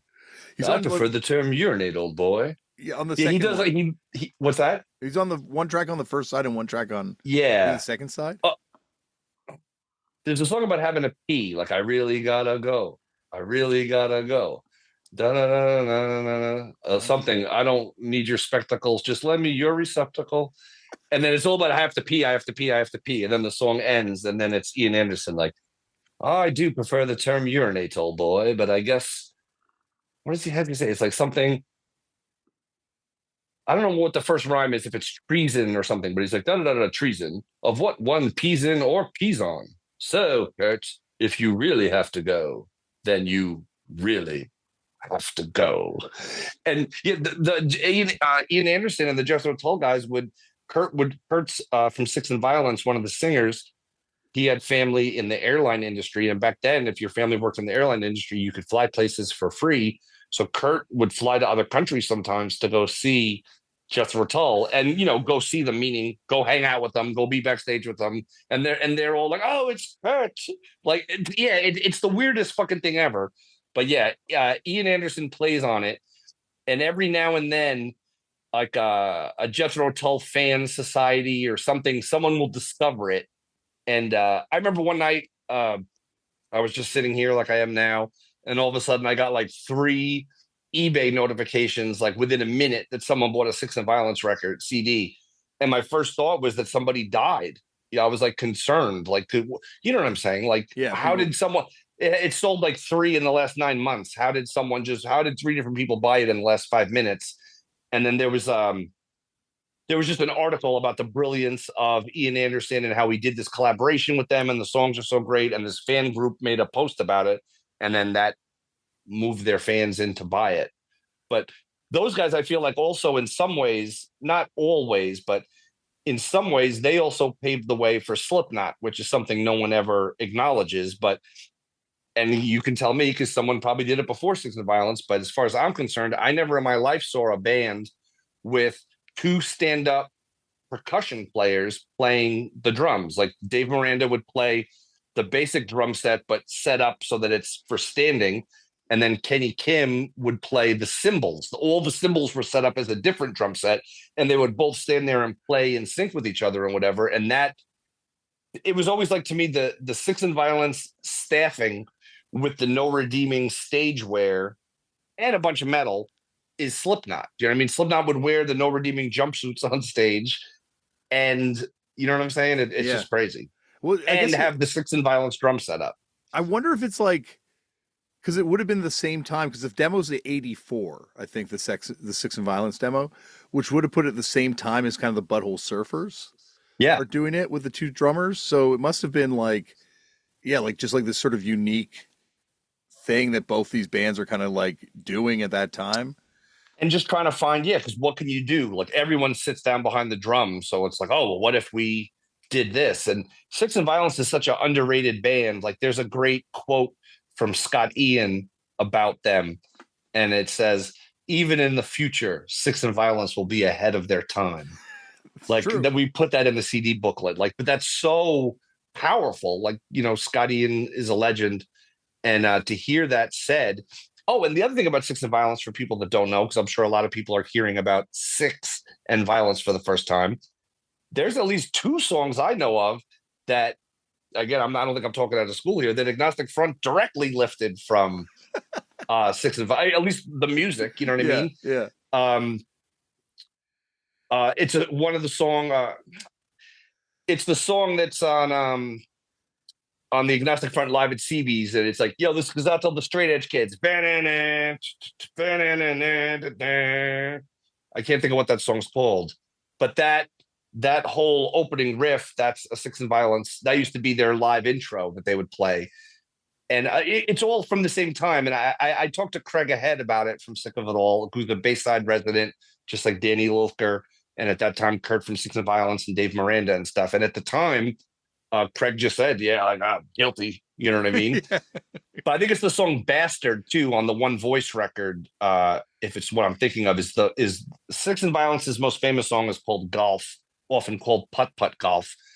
And that song, I believe, is the song Bastard, became the song Bastard. I could be mixing up which AF song it is right now.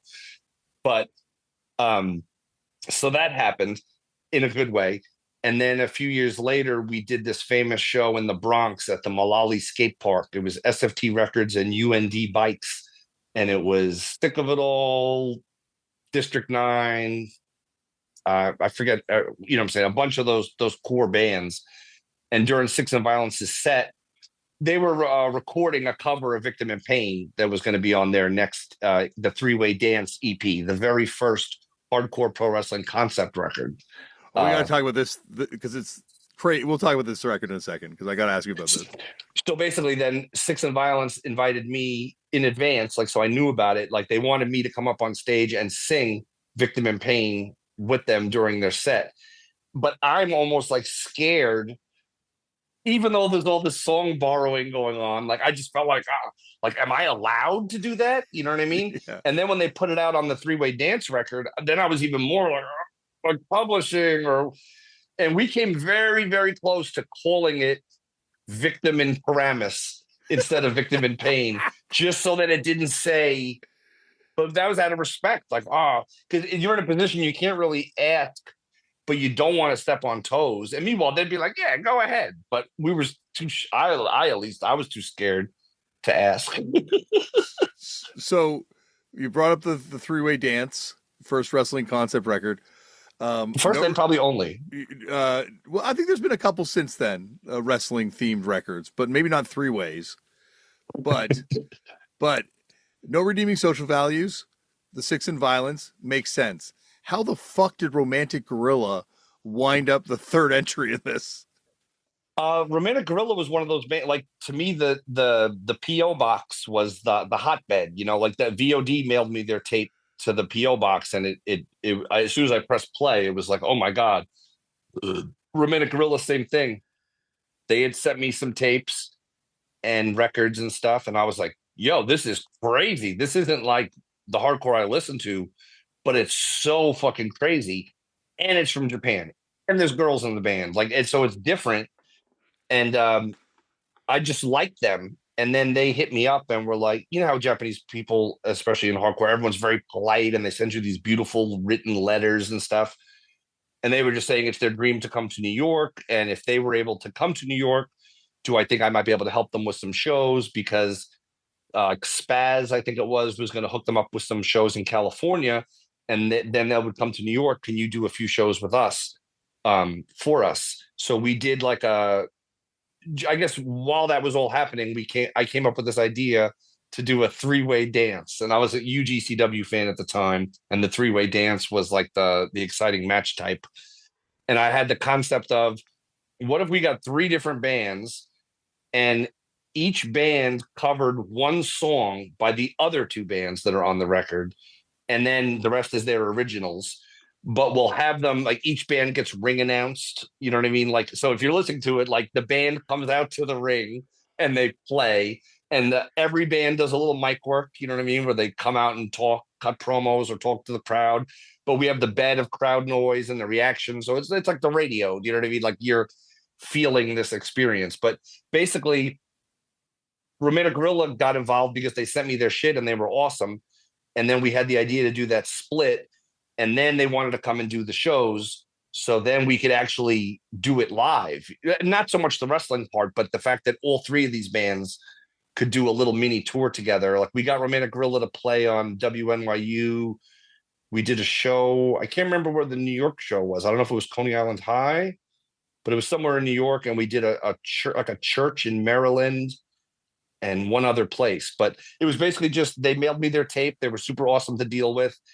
I loved I wanted to do a whole, and I started work on it too. I wanted to do a East meets West comp, but instead of it being New York and California, I wanted it to be fucking New York and Japan. That And it would was have like been awesome. a two disc, it was going to be a two disc set with New York and Japan together. And then I even started collecting assets for it, but then it just didn't materialize. So the three-way kind of became that. And in addition to all the custom art on, gatefold or whatever, so you can see the cover is just key members of the bands fighting. But then when you unfold it, it unfolds twice, and it's the whole ring, and you see everyone in all the bands. You get to see what moves they're doing, but then the whole crowd is made up of famous wrestlers or cartoons, like the Pink Panther or Jimmy's in there, or Hulk Hogan, like the Masked Superstar. Like everyone's in this crowd, and there was a tear off tab after those three panels, and you vote who won the three-way Oh, dance. that's amazing. And the I've only never thing, seen a. Go on, sorry, I didn't mean to cut you off. the only thing I didn't. So the point was, whoever got the most votes, I was going to get them like that NWA world title replica belt, because it had the flags and stuff on it. And at the time, just discovering, oh, I can get a pretty good replica belt for like this much, and how cool would it be? But then those records were like some of the last records I did. And then when I got offered the job at this fledgling video game company that then became Rockstar Games, their caveat was, we don't want you to do this other stuff and work for us. We want the full you working for us. So no, don't do records, don't do concerts or whatever. And believe me, I was happy because they wanted to pay me money. So Yeah. I didn't, but I had to finish it out. I had one show on the calendar and I did it, but that was it. And so I never got to present the belt. I never got to give that NWA world title to whoever won it. And I would have loved to have done more records like that. I would have loved to have done the East meets West comp. I had the 20th release of SFT never came out, but it's fully sequenced, and it's a sampler. So it was meant to be like one of those like Fat Records and all them did, where it's just everyone on the fucking label for like a $4 CD. But we had all these great voicemails and just bullshit in between each track. And it's like literally fully, it's like I have the master ready, no packaging. Oh, and the cover, I still remember the cover. I have this 8x10 still from They Live. And Roddy Piper and pardon me, the other gentleman who passed away, the actor who was with them, the guy who they have the fight scene. Put on the It's glasses. the scene of them. What was that? Put on the glasses. Yeah. So it's the scene where the black gentleman finally puts on the glasses. So like he's got them on and they're both all just bloody, and like Piper's got his arm around him. Like it's just and it was called The Future of Music. And then they were the cover, like they can see, you know what I mean? But it was so fucking sick, dude. That whatever you want to call that, just and to me, that was going to be something key to then moving us to get to record 25 and to get to 30. Like, you know what I mean? Here's this taste of what's going on. At that point, we had gotten that band Neck. They were released 19, 18, I think was the three-way dance. So Neck was so amazing, so incredible. Like to me, they were even better than VOD and all the shit because the Mike Patton range of the singer, and who could even go further than Mike Patton in some ways as far as the screaming and whatever. But yeah, those were just amazing times. But that kind of ended up wrapping up the label, and but you know, out of necessity. You know what I mean? Like, in retrospect, it's kind of like, I should have had someone just, you know, once a year put just something to keep it going. But at the same time, like working at Rockstar Games became the best way I can put it is like, wow, for the first time in my life, I have money to pay all of my bills, but I'm behind on my bills because I literally don't have time to pay them because they want you to be at work fucking 7 days a week, 12 or more hours a day. So I always remember, like, if I could be sitting there and be like, wow, 3 months from tonight, this concert is happening. Sure would be nice to go, but I couldn't even plan it. I would have to wait until that day, until that evening, and just be at work working, and then see like, oh, the founder of the company, his mom is in town, and they're going out to dinner. Like the second those motherfuckers walk out the door, I'm going to this concert. But more often it was, I can't possibly go anywhere or do anything because I'm on the schedule. And I did it gladly. I did it. I was happy for the opportunity. But I always remember one day they sent out this company-wide memo.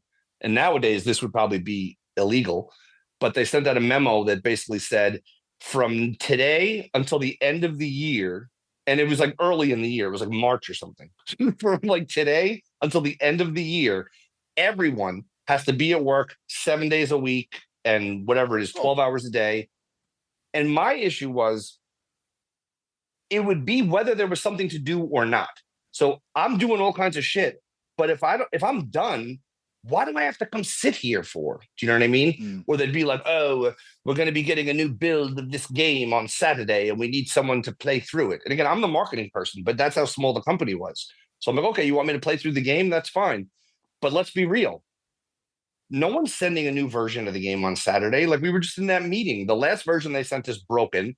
We just told them everything that's wrong with it. We're not getting a new version for several days. That's bollocks. You need to be here, whatever. So then I would go there, and you'd get there, and you'd go to your friend, like, let me guess, there's no fucking game? You'd be like, no, of course there's no fucking game. There's nothing for us to do. So then I would go record shopping and do whatever. But the point was, they sent out that memo. The same guy who hired me sent out a memo saying everyone has to be at work 7 days a week, all day, every day, all night for the rest of the year. And I read it and I'm like, okay. And then I reply back just privately to him. And I'm like, hey, Sam, you can count on me. I'll be here for all these days. If I may, like, my niece is getting christened next Saturday at like 10 a.m. If possible, I really want to attend her christening. So I can come work before I go, or come work, or literally come sit here and do nothing. But I can come do it and then leave for a few hours and come back. Or I can just come right after, whatever works for you. Would that be okay? And then he called me into his office like I had like taken a shit on his face. Like, oh, dare you? Who? Like, he's literally like having to restrain himself from attacking me. And I'm just like, fuck this. Like, that set in wheel, that and other things just started to set the wheels in motion, where I'm like, I got to get the fuck out of here, man, because this isn't cool or reasonable. And I always remember when I quit, I already got another job. Like, another video game company hired me. I signed the contract, and then I told them I was leaving. So then when I told them I was leaving, they were just like, all right, how much? And I'm like, no, it's been great. I appreciate the opportunity. It's been incredible, but I got to move on to other things. Like, seriously, Kevin, how much do you want? And I'm like, I already signed a contract to go work somewhere else. And they're some would say they're still mad at me to this day, which I'm not mad at them. Yeah. Hey, things were crazy at that time. You guys were super on cocaine. I was super on marijuana, chill, aggro. But the fact that, so I went on to do other things, and they were very mad about it. But it's like, why did you push me so far? And they paid me well, but then then you're like, oh, what do you want? More money? You want a different schedule? And it's like, why did you make it so unpleasant so that I didn't want to be around you anymore and I didn't want to be a part of this because you made it all fucking horrible. But then you want me to stay. It's like such a strange approach. And so one other quick story about that, Yeah. just because I'm on the other thing that happened then. This is like right as on my way out. My wife she used to had an airline family too, like Kurt, and she used to go to Ireland every summer and spend it with her family over there. So this year she went around Thanksgiving or something. So I'm just working 12 hours a day and then alone. And it's that short week coming up to Thanksgiving, which is always on a Thursday. And I used to get the Yahoo alerts, or they have the Yahoo desktop that showed you like all the cities you want to fly to and what the cheapest flight is. And that's my desktop. So I just look at it and I'm like, there's flights to Amsterdam for like 249, whatever the outrageous price was at the time. And I'm like, fuck, I want to go. I want to go this weekend. I got nothing to do. I want to sit around and have Thanksgiving by myself. I'll go to Amsterdam. So this amazing artist I work with named Jung, she was like, I've always wanted to go to Amsterdam. Like, can I come with you? I'm like, well, yeah, much better than going by myself. Absolutely. Let's do this. And then she's like, all right, I'm going to go tell them that I want that. I'm like, what do you, no, no, no, no. Don't say fucking anything about what you're doing. Do you know what I mean? And she's like, no, like, don't be crazy. Like, I have to tell them what I'm doing. And I'm like, so she goes in, and the bosses were very high on her, very fond of her. She was very talented. She goes in the office, and I could see her through the glass, and then she comes out, just tears running down her face, and she's like, "I'm not allowed to go." Again, think about this. She's not allowed to go. Oops. She's not allowed. Oh, sorry. This is. She's not allowed to go away over Thanksgiving weekend. This is like a Thursday, Friday, Saturday. We're back on Monday, and they told her she wasn't allowed to go. And the hardcore in me is like, oh, I'm fucking going now. Even before I wouldn't have gone by myself. Now I'm going alone because I'm fucking going. Do you know what I mean? Yeah. And they were like, this is going to be the biggest mistake of your career. I'm like, what's that? Going away for 2 days over a holiday weekend and being back on Monday. And they wanted me just to bow to them and to submit. And I'm like, I give so much and you've given to me, but this is fucking ridiculous. And I'm going to Amsterdam. And yeah, so that that was on my way out. But I just can't be infringed. I will contribute. I'll be a team player. I'll go to war for you. I have your back. I'll generate ideas. I'll do whatever needs to be done to build this. And I'll keep that focus of like, how can we make this better? But if you're going to, along the way, then start sniping at me or fucking with my happiness over our games and ego, I'm not gonna do it. Yeah, like I think it's because as religions faded and all these sorts of institutions have faded, the belief has just been in money. So like these guys just can't believe that you wouldn't want the money. And I think that's the thing about punk and hardcore that it really instilled in me. And this is counter to kind of the teachings of wrestling when it's all about the dollar, brother. But that there's some things bigger than money, and there's some things that are more important than money, and community and culture and shared experience and creating spaces like this. Like that was always like a guiding thing to me. It's like, well, like there's lots of jobs, but there's only like one. Like there's things that are more important than this money. So like as long as I can find a way to survive, I've got something bigger than this bullshit that I'm concerned with. And yeah, agreed. And then also direct your agita and whatever your malcontent is. Don't direct it at your biggest allies. Direct it at your enemies. Direct it Yeah. at those who are trying to stop you, trying to destroy you, whatever. At the time, Rockstar, there was all sorts of controversy and people wanted their company shut down and all this. Don't fight. As Roger said, fight the outside world, not each other.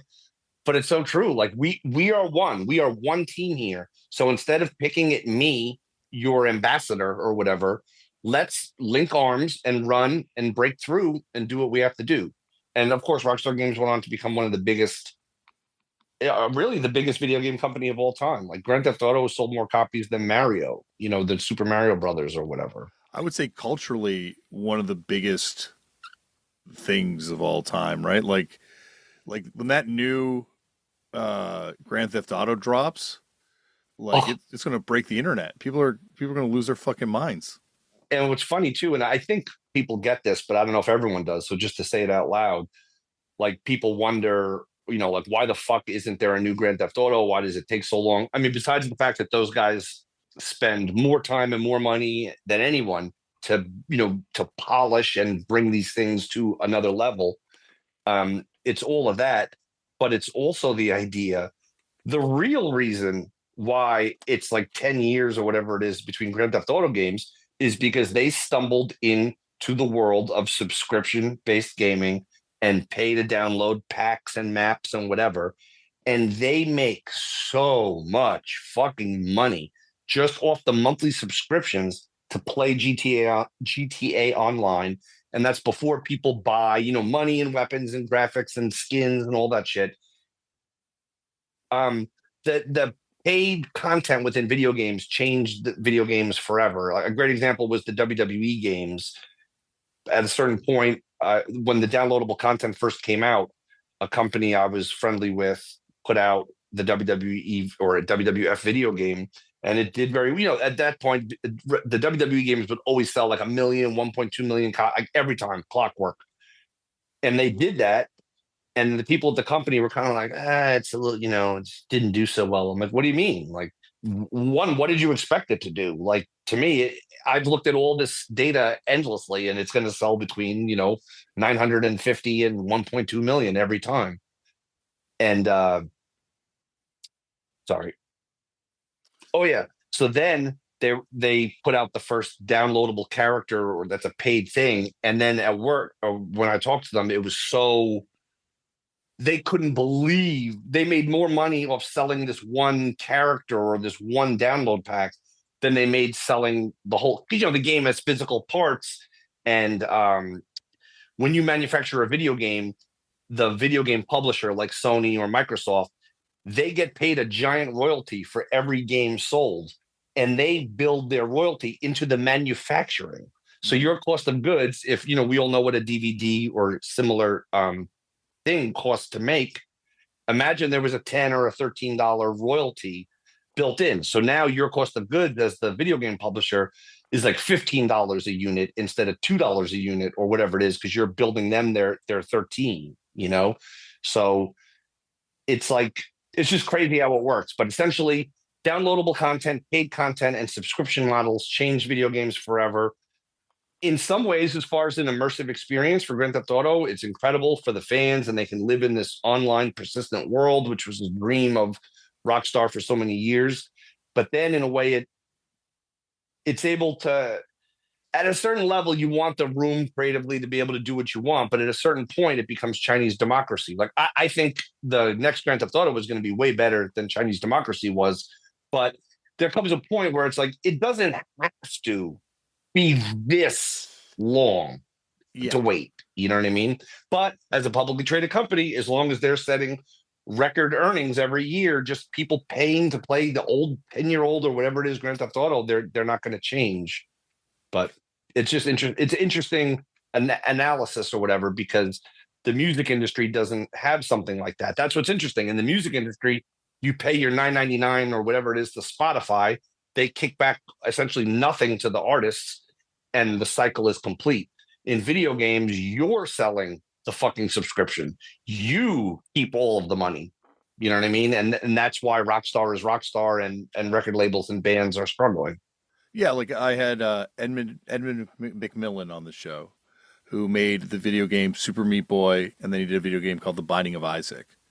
Oh wow, I know both of those. Yeah, and Super Meat Boy especially. so he is far wealthier than any independent musician I've ever met based off his creative work. And it's just like incredible the reach of these independent video games where he did like a Kickstarter for a board game version of The Binding of Isaac. And that thing had like $8 million contributed to it or something. Like it was crazy. Like I was just oblivious to it. And like here I am in this world that has this huge, far outsized cultural reach of punk rock where a band is successful if they sell 2,000 copies of a 7 inch, or like, this band did really well. They've like, made $20,000 in T-shirts or something. It's like, no, this video game world, it crushes our little world. Yeah, like the cost of goods can be high, and obviously the cost to create and et cetera is very, very high. But once if you, the planets align and all that, the possibilities are literally limitless. Even a game like Backyard Wrestling, which I'm always proud to say, in 2003, I think was the year the first one came out. It was the only new IP on the top 10 charts for the fourth quarter for the holiday season, which is like, if I'm like 80 or 75% of all video game sales would happen between like October something and going into Christmas in those days. Like Yeah. everything was built on that, what I'm getting for Christmas and shit. And yeah, it's just crazy to think about that. So everything else was like Tony Hawk 7 and Call of Duty 11 and FIFA 6 and NFL whatever, Backyard fucking wrestling. And it's like there's hundreds of video games released. And then the annual schedule becomes overloaded in that window because everyone wants to release their game at the time when the most people are in the store and everyone's coming in to buy. And Backyard Wrestling, with a fraction of the budget, with a fraction of the development, with Sick of It All and Murphy's Law and Gorilla Biscuits and Bad Brains and Rancid, and I could name Andrew WK and a zillion bands on the soundtrack, playable characters, all this stuff. Was Like the fact Steve-O a that playable character in it from Andrew, Jackass? Steve-O from Jackass? no, Okay, I thought there was a Jackass thing, but I used to play it, but I can't remember. I think I think Andrew WK might have been one of the only like Non. unlockable. It was funny. I could tell you this. I don't know if I've ever said this publicly. Like as Backyard Wrestling internally, as the development ramped up, and there was articles written about it and stuff. So I would start getting solicited. Yeah, at first I'm the one trying to find bands and labels that'll let me put their music in the game in exchange for money and promotion. But then at a certain point, the paradigm shifts and everyone's calling me for these opportunities. And that reminds me of two things. And I already forgot the second one. So I'm going to switch to the first one.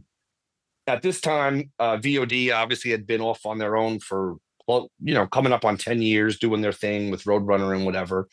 And, there was times because I felt like I had something to do with VOD's blow up success because they had this record and whatever. And then they went, full on, good for them, to Roadrunner.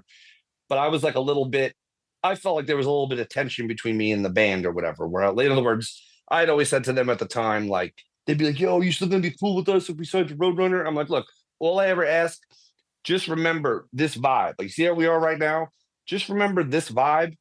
That's one. And two, when you guys have like windbreakers or you put out some crazy hoodie or whatever, just bring one for me. That's it. If you do that, we'll be cool forever. You know what I mean? But so the point is, I wasn't that cool with VOD. And then I got a call from a manager who managed Mudvayne. And he's, I would get cold calls and he's just like, hey, this is so-and-so. I manage Mudvayne. I'm like, oh, wow. Hey, again, I wasn't a huge Mudvayne fan, but their popularity and stuff. I'm like, oh, I don't have anyone from that world. Like, I want Mudvayne in the game. And he's like, hey, I'm wondering, like, I see you got this and this and this and this and this. Why not Mudvayne? And I'm like, to be candid with you, I sent the offer letter from Mudvayne and it was denied. And he's like, what? Who denied it? And I'm like, hold on. And I pull out the thing and I'm like, whoever's name is on it, says whoever, Susan Jones. He's like, I'll call you right back. So he called me back like 10 minutes later. He's like, check the fax machine. And there's a signed thing to put Mudvayne's song in the game. I'm like, wow, dude, like, thank you so much. I'm like, such a pleasure to work with you. I go, may I ask, what other bands do you work with? Because, maybe we can kill a few birds with one stone here. And he's like, oh, I've got this new project. I'm not sure if it's for you, but it's called Blood Simple. And it features, I'm like, Tim Williams from Vision of Disorder. And he's like, how do you know? I'm like, I put out VOD's first record. And he's like, oh, dude, like, because, Blood Simple hadn't even come out yet. And he's like, oh, it would be, very helpful to them to be in this video game and whatever. And I'm like, yeah, I would love to do it. And I told him, I was like, I don't know if the band is really fond of me at the moment or whatever, but why not this? Yes, Blood Simple. Let's also put a VOD song from the SFT record in the video game. And let's go to them for that. So they double dip or whatever. And, they're getting paid for the songs. and they were fully down with it. And that was really cool because that reconnected me with VOD, and it gave them a cool opportunity. It gave Blood Simple a little opportunity. And it's just amazing what you could do with wheeling and dealing back in those days. And I'll never, I wish I could remember his name, but I still to this day think fondly of Mudvayne just because how awesome their fucking manager was. It just cutting through the fucking bullshit. Another time I had licensed a bunch of KRS-One. Well, KRS-One had music in backyard wrestling. And I always felt like, man, like KRS-One, the teacher, he's like this fucking professor of hip hop and knowledge and positivity. And I would think like, would he really like the idea of like his music being in this, weird like white boy fight game? You know what I mean? Like, what would he think about this? And would that be cool? And then I went through the process of licensing his music. And, some artists own their publishing and some don't. Some have sign off and some don't. So I was able to completely license KRS-One's music without him signing or even being aware of what I was doing. So then KRS-One was playing right near my house in San Francisco at the time that I had just licensed his music. So I'm like, you know what? I'm going to go tell him. I'm going to tell him what I'm doing and and see what he says. And I went into it with the idea that I believe, fuck.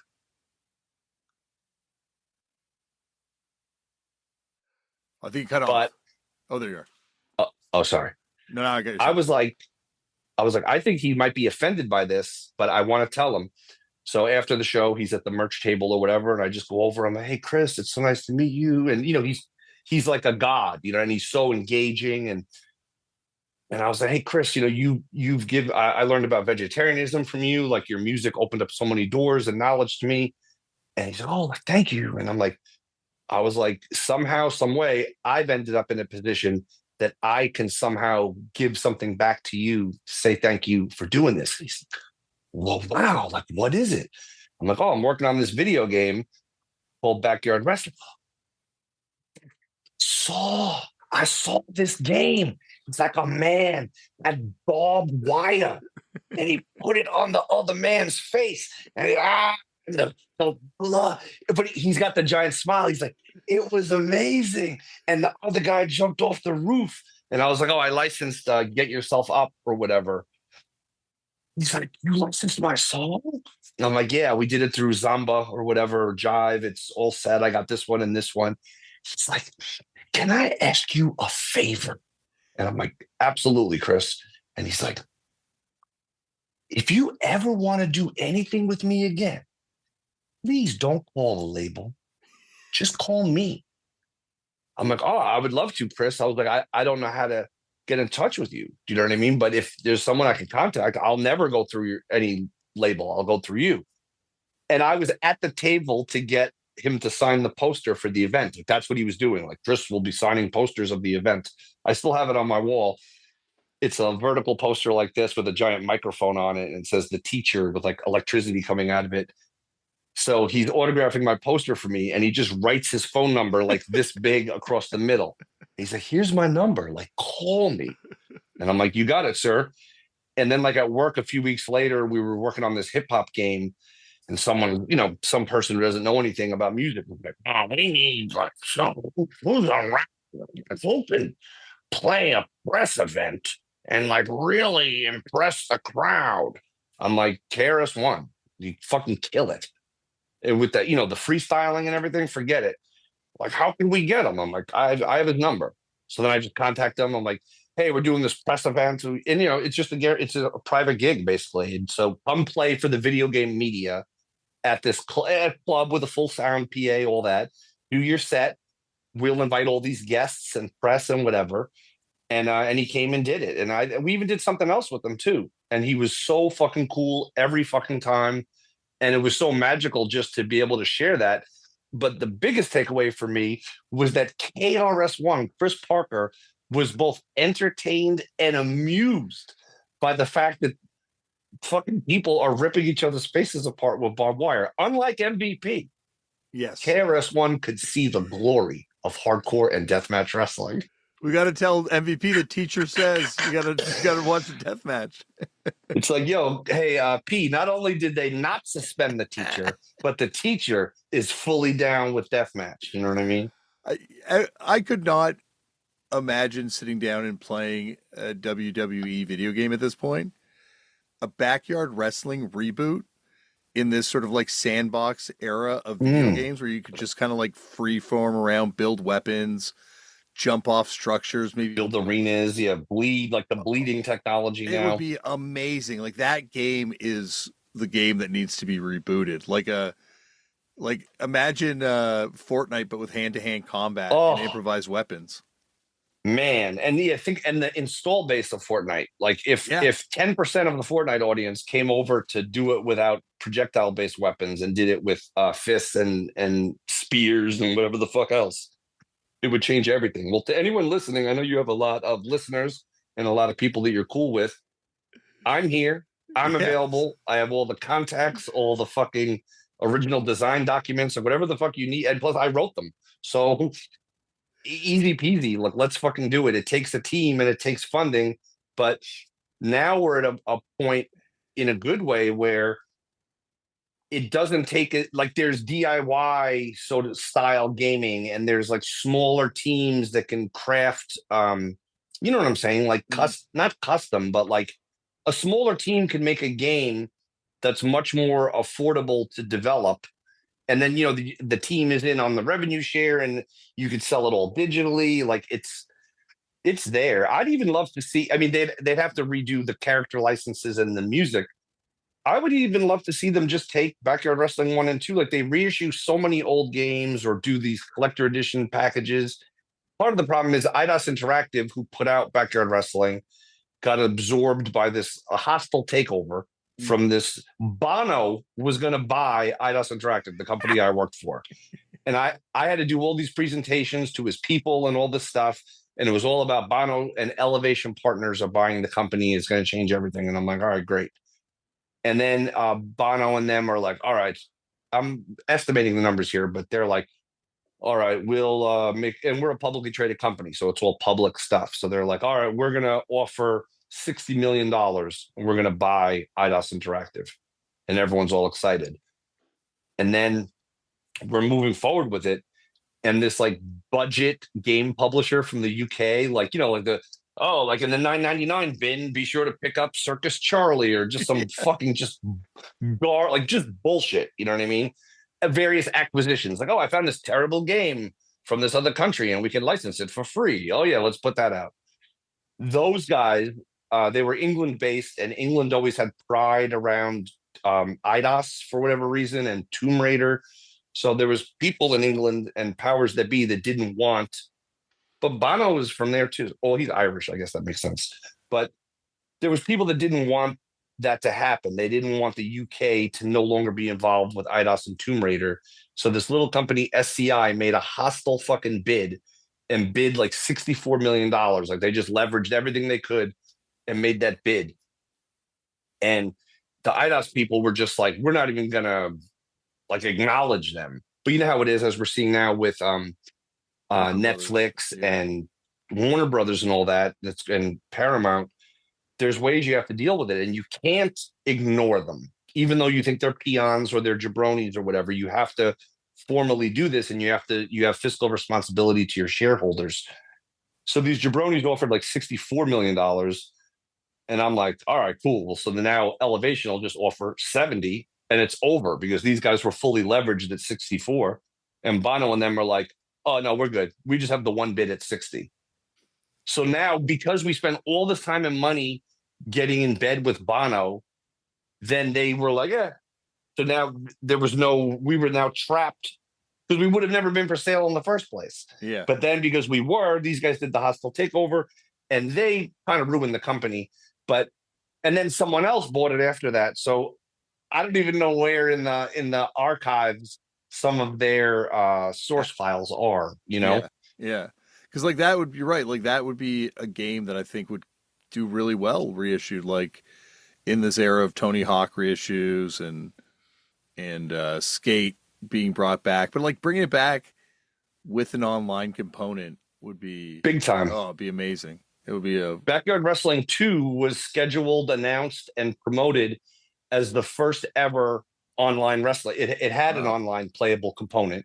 an online playable component that was removed in like the final week or two of, and it was one of those things. It all came back to these fucking morons who bought the company with their nickel and dime shit. And then we're doing two. I'm sorry, this wasn't even the morons who bought the company. I don't think this was just there was a point where IDOS was like, we need some new management. So we're going to hire the people that ran this other video game company into the fucking ground. Like, just literally, it disintegrated over their incompetence. We're going to hire those guys.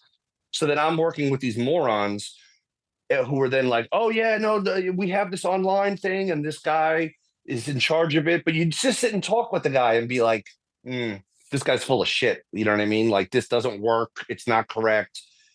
All the marketing was based on the online component. And then like a week or two before, they pulled it. And then it's like it wasn't like, it didn't dramatically affect it, but it's a lame duck in the sense of that we pushed so much that you could play it online. We were playing, like I would play it online from home in testing. We would have it at work and play against the developer and all that.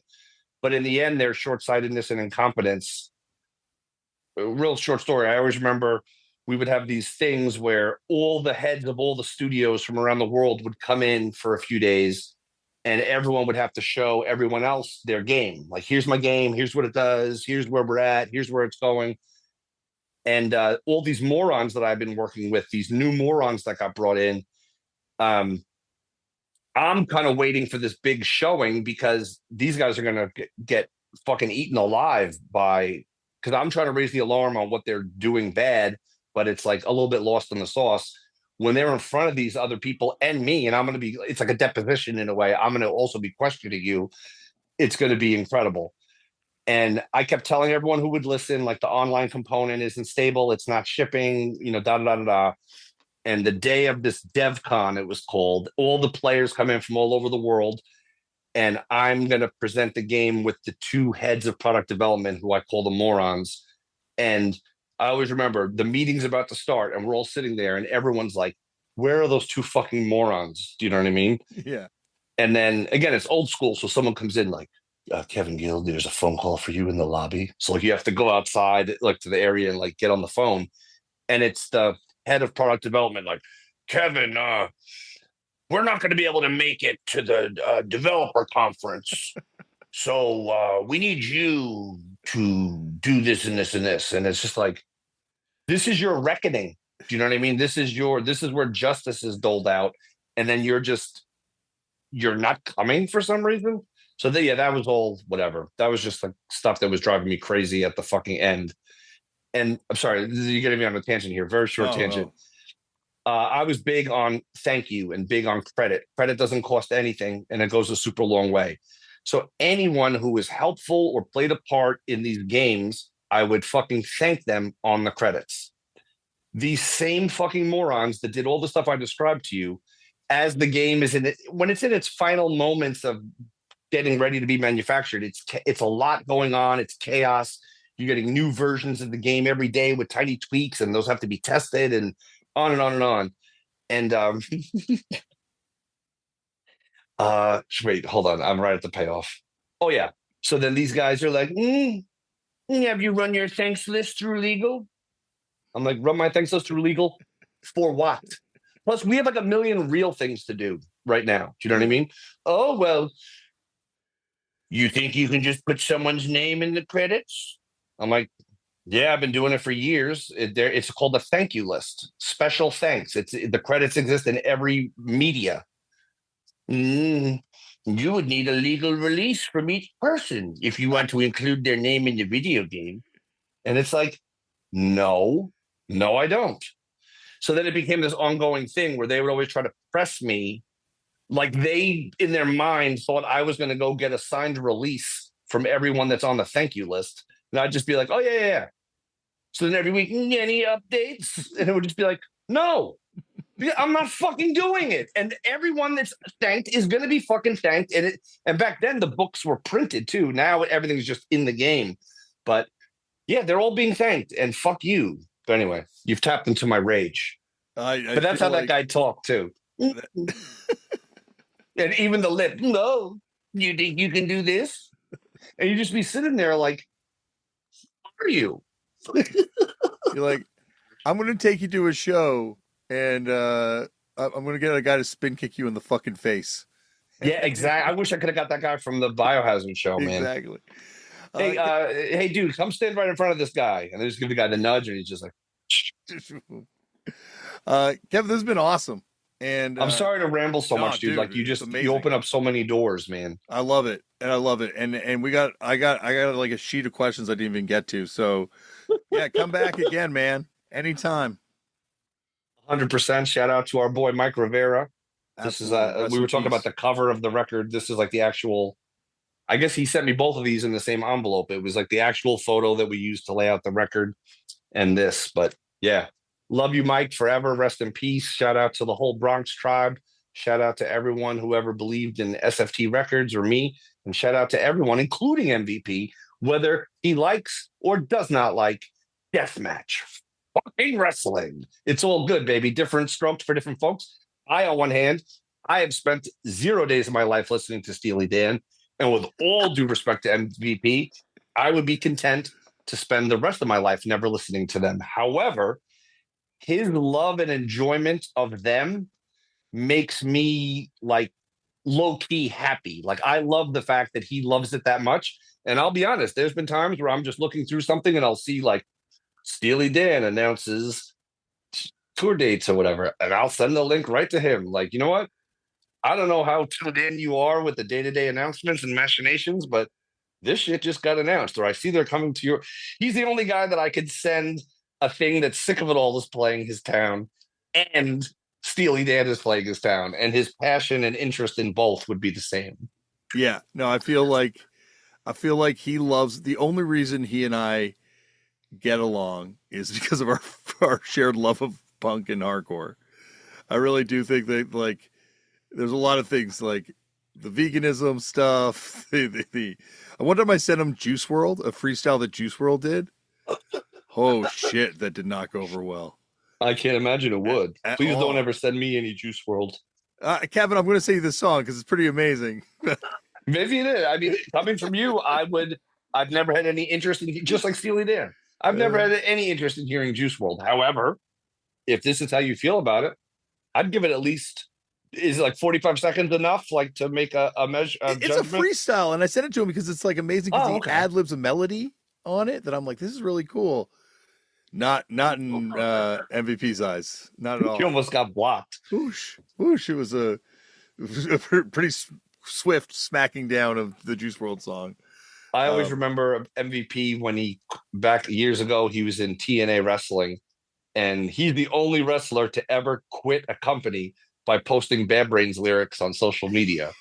And he just basically tweeted at TNA like that he's sailing on. Yeah, I'm moving on, sailing on, whatever. And that was it. That was the end of MVP in TNA. And that's fucking punk rock. That's fucking hardcore. no, it's amazing. It's like, yeah, I don't know, like the guys, the punk rock people in wrestling, Brookside, uh, Oh, love MVP, Robbie Brookside, man. the best. Like Robbie Brookside, I think he told me that he was ordering from you before he met you, just as a Yeah. fan of the label. And I think I want to say, so basically, there was a few times where, yeah, Robbie used to order records for me and write me letters, and we would correspond, and then we weren't in touch. But I wanted to be in touch with them, and I remember a few times I posted on social media like, "Hey, does anyone know where I could find Robbie Brookside or whatever?" And I could be wrong, but either way, respect due. I believe it was Chris Hero who was like, "Here's how you get in touch with Robbie Brookside." Or Robbie, hey, like it was just instant connection. And I've had some great fun and experiences hanging out with Robbie Brookside, man. What a fucking guy, man.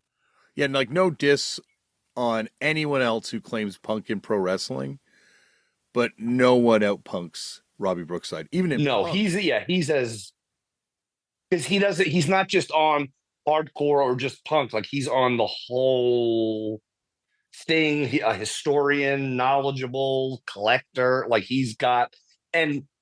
If you just bring anything up, you know what I'm saying. Yeah, He's got it. He knows it. yeah, it's like he's the one guy who's at the same time he's ordering New York hardcore from you. he's bringing members of like Huggy Bear and Thatcher on Acid to wrestling shows in England and hanging out with Scream. Like when I brought Robbie Brookside up to the Stahl Brothers from Scream, they were like, "Are you fucking kidding me?" Like that? Yeah, we know that guy. Remember that guy? Like Wow. it's like, and I think it's like only, probably people listening to this thing and you and me, like you have to be so deep in both worlds to appreciate his level of connectedness to these two worlds. Like if you don't know wrestling on a really deep level, you're not going to realize that he's arguably one of the best wrestlers of all time because all the best wrestlers say he's one of the best of all time. And And then you look at the work he puts in now in terms of shaping the next generation of wrestlers at the WWE Performance Center and all that. And before that, when they were doing the UK specific stuff, he's been such a regular contributor and collaborator, and he's got the respect of everyone. And yeah, he's as real as it gets. Yeah, like his knowledge, his passion, all of that stuff. And that's what I love is that he's someone, again, his love of wrestling obviously is strong, but there was something in this music, something in this community, something in this scene, something that in his small village in England, he was probably the only punk rocker, or he was maybe the second one, or whatever it might be. But same thing we were talking about with District 9 or whatever. He went against all the grain, he went against all the societal norms. The fact that other people didn't like it meant less than fucking nothing to him. It only gave him more room to like it more himself. And it motivated him. It got him to where he is today. Like that passion of hardcore, that spirit of it is in him. And you can't like Andrew WK said, the more that you can give it, then the more it will be. But if you do not have it, you can't take it from me.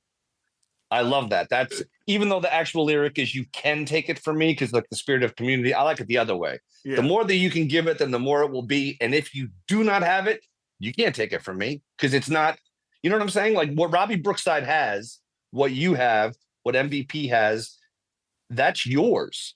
And someone could be influenced by you. Someone could want to have that same acclaim, but it's not something you can just take. It's not like a hat or a jacket that you can just put on. It's part of who you are. It's part of how you think. It's part of how you see the world and how you conduct yourself. And that's uh, kind of the takeaway, I think, of I wish more people could shape their perspective through the hardcore reality of this music. While everyone else is worried about, oh, should we fly to France to see Taylor Swift because the tickets are $200 cheaper than they are in New Jersey?